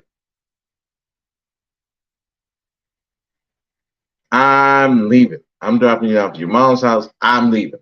I'm out. Didn't do no text. I told her to her face in the car. Probably wasn't the safest thing to do in the car, but hey, I'm gonna be honest. In the car, driving to the mom's house. I'm leaving. I can't take it no more. I probably said some other stuff too, but I can't remember. But I know I'm leaving. Drop off at her mom's house. When she went in her mom's house, probably told her mom, told her dad. Dad come out and said, "You ain't welcome here, no. You need to leave. Say less. I'm leaving. Go back to my mom's house. My mom meet me at the door. She's like, why is this lady calling me about you? Why is she calling me about you cheating and you leaving? Why is she telling me to try to tell you not to leave?" I said, well, and I told my mom. And she was like, okay. That was it. You ain't gonna do no damn text. That's a punk way out. I'm like, come on, Derrick. But again, he wouldn't even be in this position if he would have left when all this stuff started. He could avoid all this. But I'm gonna make her into the woman I wanted her to be. She was never gonna be that woman. And you didn't have the tools to do it. Even if you were the best dude possible, you still wouldn't have been able to do it. She was too broken. I think it's winding down. Let's listen a little bit more on this. I might cut it. At this point, it's almost 3 hours. 2022, you send that. When you said, hey, I'm about to divorce said woman, divorce your wife, how soon did you start entertaining the woman that we see you boot up with on social media? Yeah, Pinky. I didn't know Pinky until about 2 months after. 2 months after? Yeah, I didn't entertain anybody. Until I had filed and moved out, I didn't entertain a single woman. I know people think that I did because they saw the picture simultaneously. Exactly. Now it to be out. But because, again, I'm private, I didn't want to even announce the divorce. I didn't see any use in it. I'm like, why bring people in after all this already in the cause? But then when I went down to Miami, I had been moved out now. She had already did the video praying against folks, that kind of thing. I was like, I've been in. So this is me and my experience, not saying she was bad or whatever, but for me, that was a living hell. Being rejected to that degree, being reminded of all the wrong I've done to that degree. Over a year in the guest room. And even though I did a lot of healing in that time, it was tough to feel so disgusting to a person that you still care about. And so whenever I got out of the house, I was like, I need to be surrounded by friends, family, and love. So other friends and family down there in Miami, but the young lady was going to be there as well. And yeah, man, we just enjoyed Art Basel, and that's people taking pictures. And honestly, I didn't care. So I was like, y'all don't know my life. You know, I don't want to live under the shadow of what people could think, even though looking at it is kind of careless. Yeah, you're like, I'm with a whole woman. At least make an announcement. At least in the public eye. Yeah, sure. Make an announcement. Me and my wife respect our privacy. We have decided to dissolve our marriage. And then whatever they see at that point on. Yeah. At that point, it was, again, this ain't no excuse, man. I'm just living and learning in real time. Of course. There's some grief there with the kids, because we also getting ready to go into Christmas, the first one without the children. And then also, actually divorcing is still painful. Even if you grew apart, you don't love the person no more romantically. No matter how you look at it. It's been over a year since I started that detachment, but I still was feeling some of it. But ultimately, I was trying to be rebuilt up. I didn't went around feeling like the world's greatest big bad wolf. I wanted to be around people that loved me and cared about me. And yes, some of that included feminine energy that just at least liked me as a human. Right. You know, it's not even about sex. It's like, man, do you even smile whenever you look at me? Yeah, I've been coming in.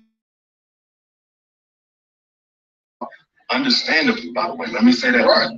There's a lot of built-in failure, a lot of mismanagement of our heart, mismanagement of all that. Just the point that trauma, reiterating the trauma, and you know, so many different things going on. Probably some stuff apart from me that got nothing to do with me as well. So I understand it, but two things can be true. I understand it, and it was effed up. It was messing me up. No, who wants to sit in that? That's why most people get divorced. That's why most people say, I'd rather just start over fresh. I'm going to take these lessons I've learned, and then I'm going to try to do better in the next marriage. But this right here just ain't great. My mentor told me, though, man, you got that for 5 to 7 years. He was helping coach me through it. I had prepped my mind to be able to endure that. It just was still tough.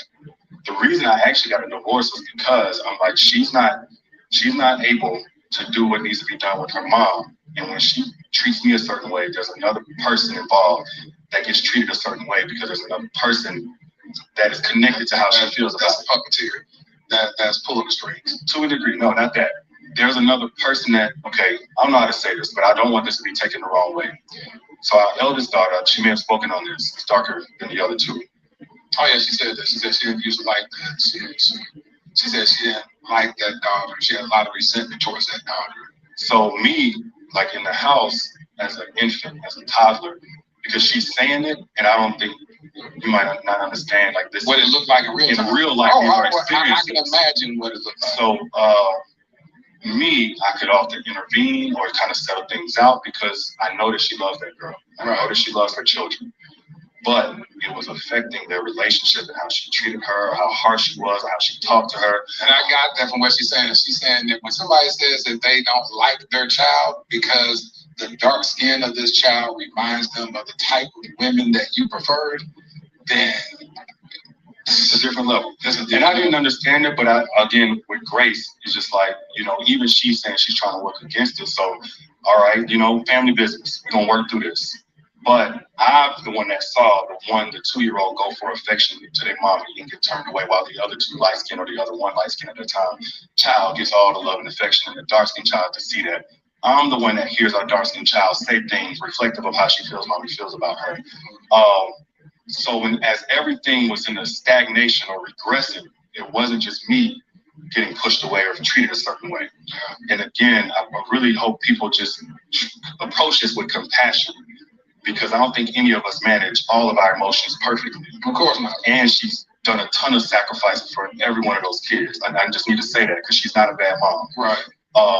But I said the longer that I stay in this space, knowing that she's not going to do what I need her to do, and that therefore that stunts her healing, our reconnection, the longer she's getting put through that. The longer the kids are getting modeled, the disconnection, the resentment and tension remaining. I don't know if she was talking to her mom at that point, but without her making that stance and saying, we committed over here, we were not moving forward. So anytime she got triggered, anytime I could, whatever, it was two people receiving the brunt of that. And somebody had to draw a line and say no more. I can respect that. Because what you did is give more context behind what she even admitted. And I believe that what you said, she will never deny. She'll say, yep, that was, but she's, Yeah, man, but with all of that, because one thing I noticed, and I hope your mom is saying this, is that sometimes she dealt with shame of feeling like she wasn't perfect. She cried about sometimes how she dealt with her daughter. She had a lot of insecurities as a woman, but also as in which I can understand, because on that part, because again, if you stand, you're making things worse, which he did, and ultimately, if now it's affecting the daughter. That's some sick shit that you hate your daughter because what your dad, her husband did. That's some sick shit. That's some broken shit. I hope he got the daughter away from the mother. I'm sorry. Look, I don't care how much you think she loves him. No, he needs to keep that girl away from the door until she heals. Fuck no. mother. And so I hope that she knows that it doesn't take away from her love for the kids, her sacrifices for the kids, the things even now I don't see because we've been co-parents now almost a year. So there's many things she has to take on now that we maybe used to split that's just strictly on her, and including our third child. So for anybody, any mom out there that resents their kids for any reason, there's some people that just mad they became parents. It became such a burden. And there's mothers and fathers that deal with that guilt of knowing they don't feel as happy about something that, the kid is involved, but they can't talk to nobody. And what I'm saying is, it don't take away from that. And her love is still genuine. And she's still a good woman. That's good. I'm glad you said that, which goes back to this Mother's Day post that you made. What made you do that? And I believe that while there's good intentions, for whatever reason, people didn't receive it as such. When you look back, hindsight in 2020, why do you believe that wasn't received? Well, Shade Room didn't receive it well, and the blogs did, but people on my page did. However, I called Lena, she wasn't happy with it. That was my third year posting Mother's Day. For me, and I'm not saying it's the right decision, but the romantic relationship is completely separate from the co-parenting relationship. So I honored her in real life before Mother's Day about her being a mom. I would send her a text and say, thank you for taking on that, especially if the kids went to urgent care or something. Thank you for being the one to take care of that. Thank you for being there, taking off whatever you might be doing for work. So in real life, I honored her. Actually, her mom was there. I brought her flowers. I had the kids pick something up. The day before, she told me. Yeah, that was a regular thing, though. As co-parents, I'm like, we may have, our chapters closed romantically, but we still are teammates when it comes to them. She said the reason why I was kind of backhanded compliment is because you blocked her on social media. So how can you block somebody but then make a message or an affirmation post without them quote unquote seeing it? So I had to block her because before y'all interviewed, she was throwing around our picture online. She was in her stories. She had a whole webinar called the Cheating Husband Stories. It was like, when I started your entitled, it breaks her silence. I was like, broke what? It was already broken because she had been. But for me, I wanted to allow her, if she want to express or tell her story, that I don't deserve a space to speak on what's valid and what's not. And so I was kind of letting her do a thing, but I can only handle so much. If she's doing all of this, people are sending. So I blocked her, like, I can't handle that. And I don't want to start retaliating or, whatever, speaking as well. So I didn't say anything about her at all outside of Happy Mother's Day. But I honored her in real life. I honored her out loud online, the same way I had 2 years prior, because it was separate. And I meant everything I said in there about her being a great mom. But yeah, I had blocked it and I unblocked it because I was trying to tag her, but the setting won't let me tag her. But yeah, that was it. And I took it down. She's not comfortable with that. Fine, no big deal. Yeah, and to be honest with you, I wasn't following her around to know what she was saying about you. And all sincerity, like which I told her, which I do a pre-interview, I questioned her mental stability. So I didn't want to bring on the podcast and explore it. I was like, something is off with it. So then when people kept saying, you need to talk to her, and then I talked to her on the phone, and I was like, oh, she's really cool. She's really cool. Well, all right, well, come on. Because if she was dealing with any type of mental illness and that type of stuff, I didn't want to exploit that. Yeah. And so when I was talking to her, I said, oh, she's funny. She cracking jokes. Because even when she would talk about the infidelity, she'll be joking about it, which made me feel like she was so far removed that she was healed from it. Because I was saying, you can laugh about something, and she's like, yeah, they're passing our way. Yeah, I was one of the girls. So I like it when people get to the place where they can laugh at some of their dumb decisions and be able to acknowledge what was right, what was wrong, and talk about her own faults in it or whatnot. And so that's what made me say, all right, come on Dear Future Wife podcast and have this conversation. Yeah, she ain't crazy. She's different. And she's like an awkward black girl. Yeah. And then also I hope everybody understands she's been, and I had to understand this myself, she's been brought to some limits that, I wouldn't wish most people would hold somehow. Yeah. So there's no blueprint on how to handle this. When she first met me, I was a college football player and I loved to write poetry, but that was it. And now I've become this kind of sort of household name, especially in the black community. Her friends, family, coworkers, cousins, they posted about me and wanted to, like, she's gotten kind of thrust into something I don't know if either of us knew was going to happen. Right. Nor do I think she really would have signed up for it. So no, there's no blueprint in how she's handling everything. There are certain things she's done I still think is kind of crazy. Just keeping it Jew with you. Whenever she said God took over her body and told the demon in me that I was going to die and go broke, I was like, that is bizarre. I'm not safe here. But the girl ain't crazy. What do you think about when she made the post that you was talking about people who speak negative about you, that God was going to kill their kids and everything else? I was confused because she wouldn't talk to me still. But she was acting like y'all was Team Jackson. We was not Team Jackson, and I was like, huh? Like, because anytime trying to just have a cordial conversation, she wasn't interested. I was like, okay, well, this is her boundary. Now that I've, moved out the house and whatever. But then when I saw it, I was like, you would think we were still married and she got my back or whatever. And how I kind of made sense of it now is maybe it was just kind of a little bit of both. Maybe it is, I don't rock with you or whatever, but maybe she was treating it as because we're legally still married, or maybe she had some hope or something like that. She's not gonna just cover me in prayer. She's gonna cover herself in prayer, but me as well. And that's warfare prayer, man. Like, I understood it, and that's light compared to what I've gotten in real life. That was PG, that was safe, that was bargain. Well, it offended a whole lot of people. Because he was talking about killing their kids and God's gonna do it. So I said, I know God loves you. When I looked at it, when I saw it, I was like, I know God loves you, Janae, and God loves Derrick, and y'all all his kids. But I promise you, if he didn't just start killing people for killing his own son, he sure ain't gonna kill him for talking bad about you and Derrick. But she's learning, man. She you want a war in the spirit. Yeah. You want to speak against those things that are trying to operate against God's plan for your life. But I think that, like, she's just still sharpening that. But right. she meant well. And so, y'all still going through a divorce now? Is the divorce final? No, we're moving along as fast as we can, but it's still a process. And so legally, we are still married. And you desire to get married again? Absolutely. Why? Because I don't think your past has to dictate your future. I don't think just because you felt. That's what I'm saying. Why? Maybe you were the one that sabotaged and jacked it up like me, or maybe you just was wrong. You got done wrong, and you endured it. But I don't think we have to look at how things went in the past at any point and say, never again will we ever have a chance. I still value marriage. I still value family. I understand some things now I didn't before. Not only understand, I prepared differently, and I'm preparing going into it again. But when the time comes, I ain't in no hurry. Right. But I want to make sure when God aligns my person, she gets the best of me, and we don't repeat the same issues as the past. When you do you look at yourself as being single now, even though you're legally married? Yeah. And so you move like a single man? To a large degree. I'm moving like a single man who's focused on his children and his healing and personal growth. So, I may spend time with people I wouldn't normally spend if I was in a marriage, but I'm not developing anything towards nothing.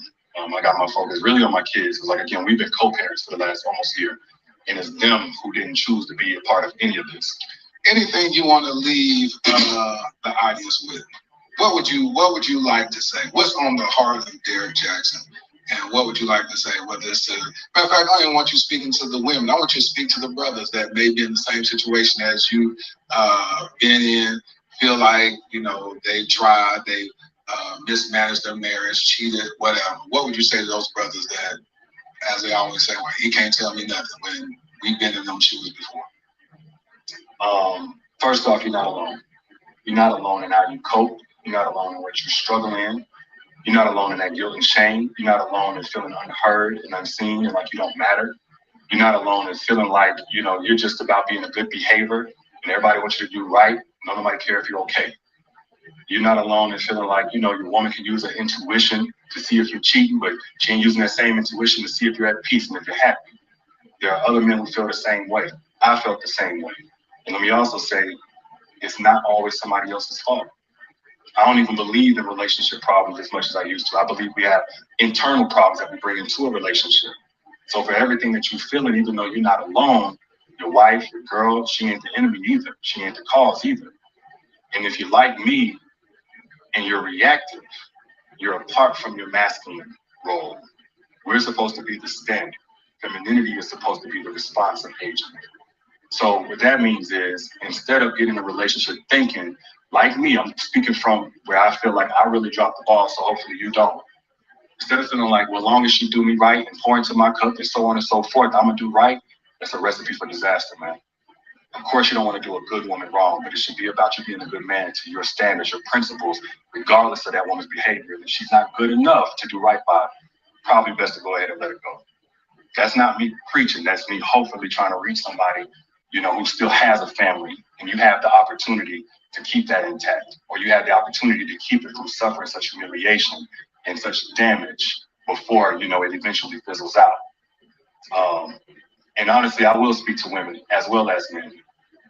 No matter what decisions you've made, if you've been the villain like me or the victim like I have at times as well, don't let that define your ambition going forward. You may have messed up, but you have value to offer this world, and you got value to offer somebody in love.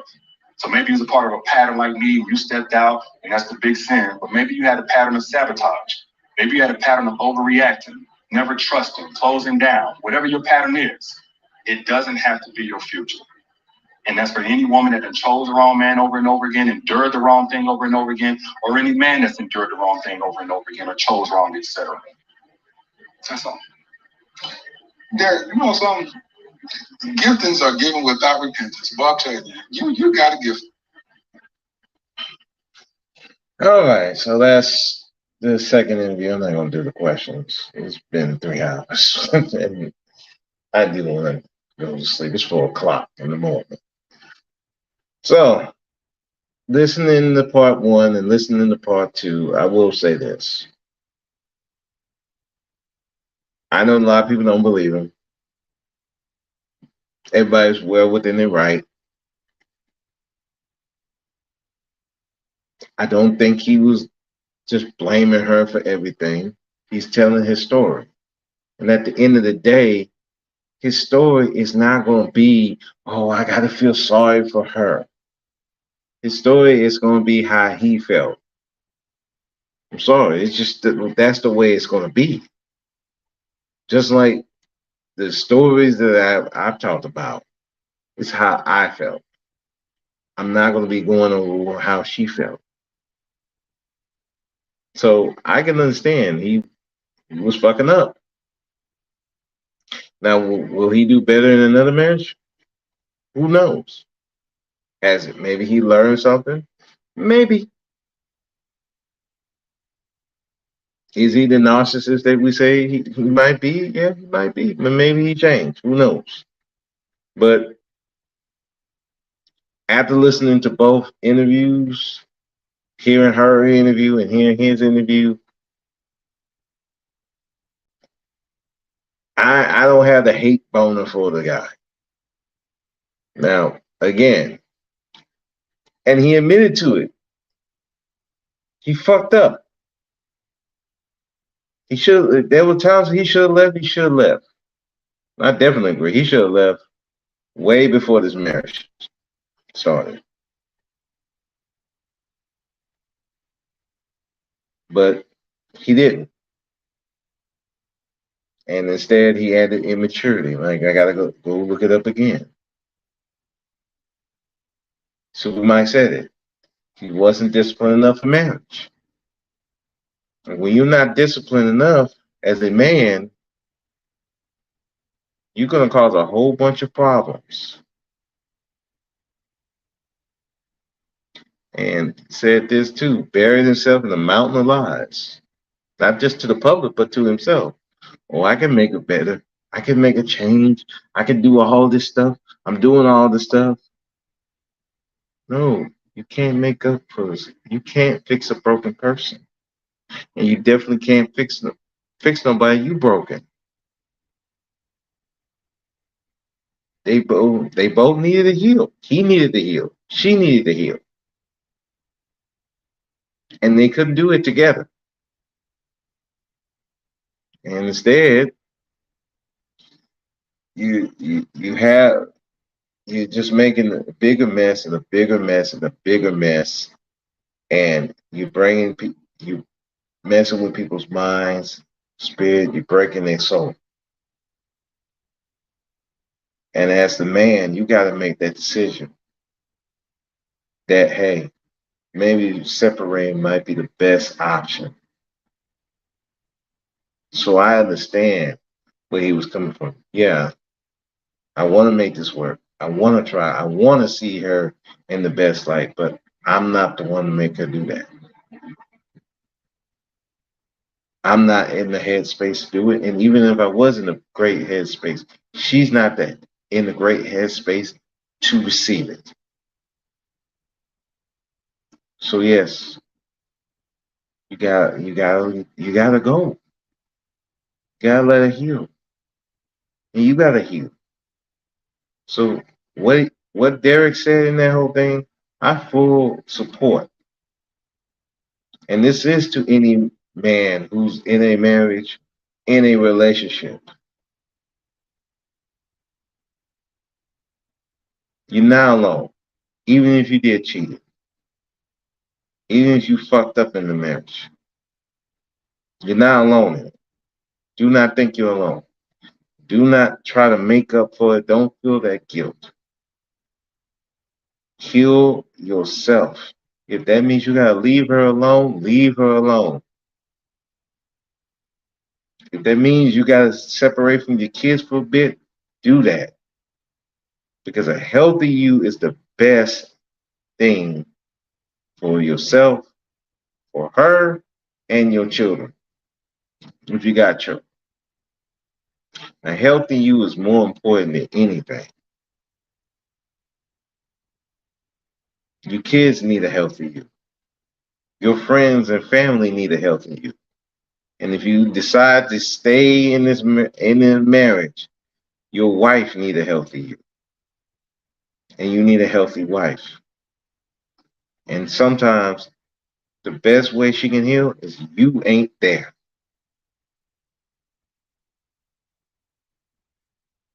Don't delude yourself into thinking that you can heal someone.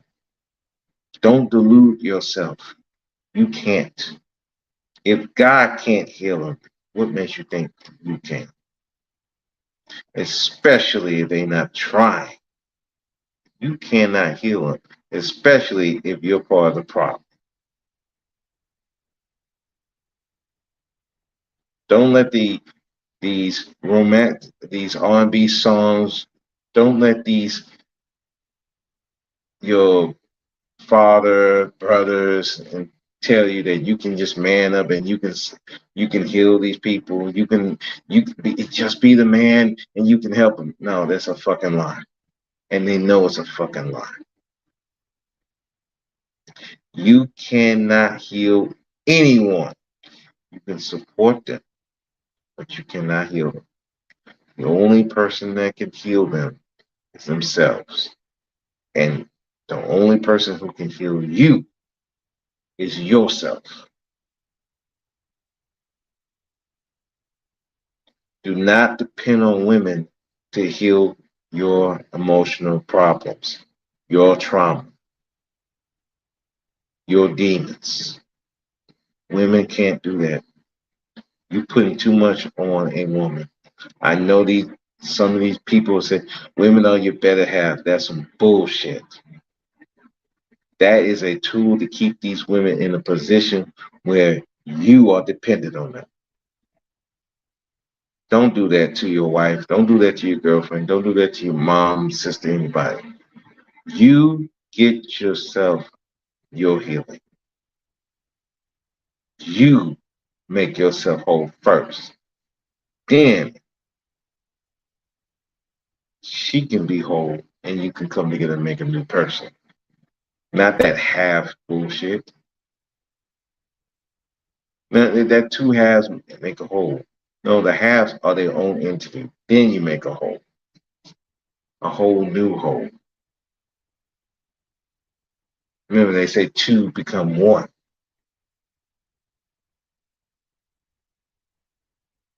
It does not mean that you take two broken and become one. Yeah, you become one, a broken mess. Just like this, Derrick Jaxn and the Jackson marriage was a broken mess. And they try to cover it up with the mansion, the cars, the clothes, typical stuff, using the material, the external, to try to heal the internal that they both had. And it didn't work. It just made things worse. And now you got three coke babies and one child that the mother don't even like.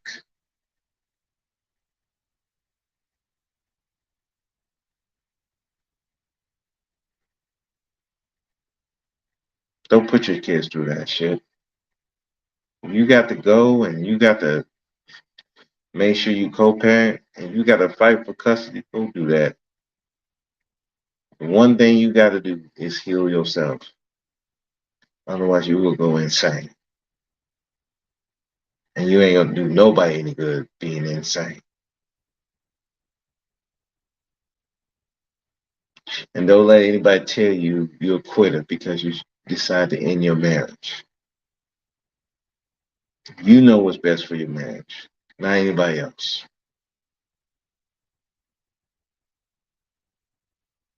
So at the end of the day, marriage is a personal choice, and it should be taken out of love and respect for the person that you choose to put that ring on. It should not be done just out of obligation and duty. You will resent her. And ultimately, she's going to resent you. Do something because you want to, not because you have to. And not out of some dream you're going to make her into something she's not. And you're going to become something you're not. It don't work that way. You either are that man or you're not. And if you're not, do not engage. If she is not the woman she need to be, do not marry her. You can't fix a broken person, and they can't fix you. So that is it. So if any lesson that you take from Derrick Jaxn, you cannot fix broken people, and they cannot fix you. You're just going to make a broken mess. And that's all I got to say about that. So with that, I am out of here. Thank you, Supermind, for coming through. Thank you. Appreciate it. And everybody who listens to the replay, thank you for listening. This is Brother Speak of the Brother Speak podcast. And remember, black men, be powerful, be powerless. The choice is yours. Do not come into a marriage broken, and do not marry broken people. You'll just be a broken mess. And I'm out. Peace.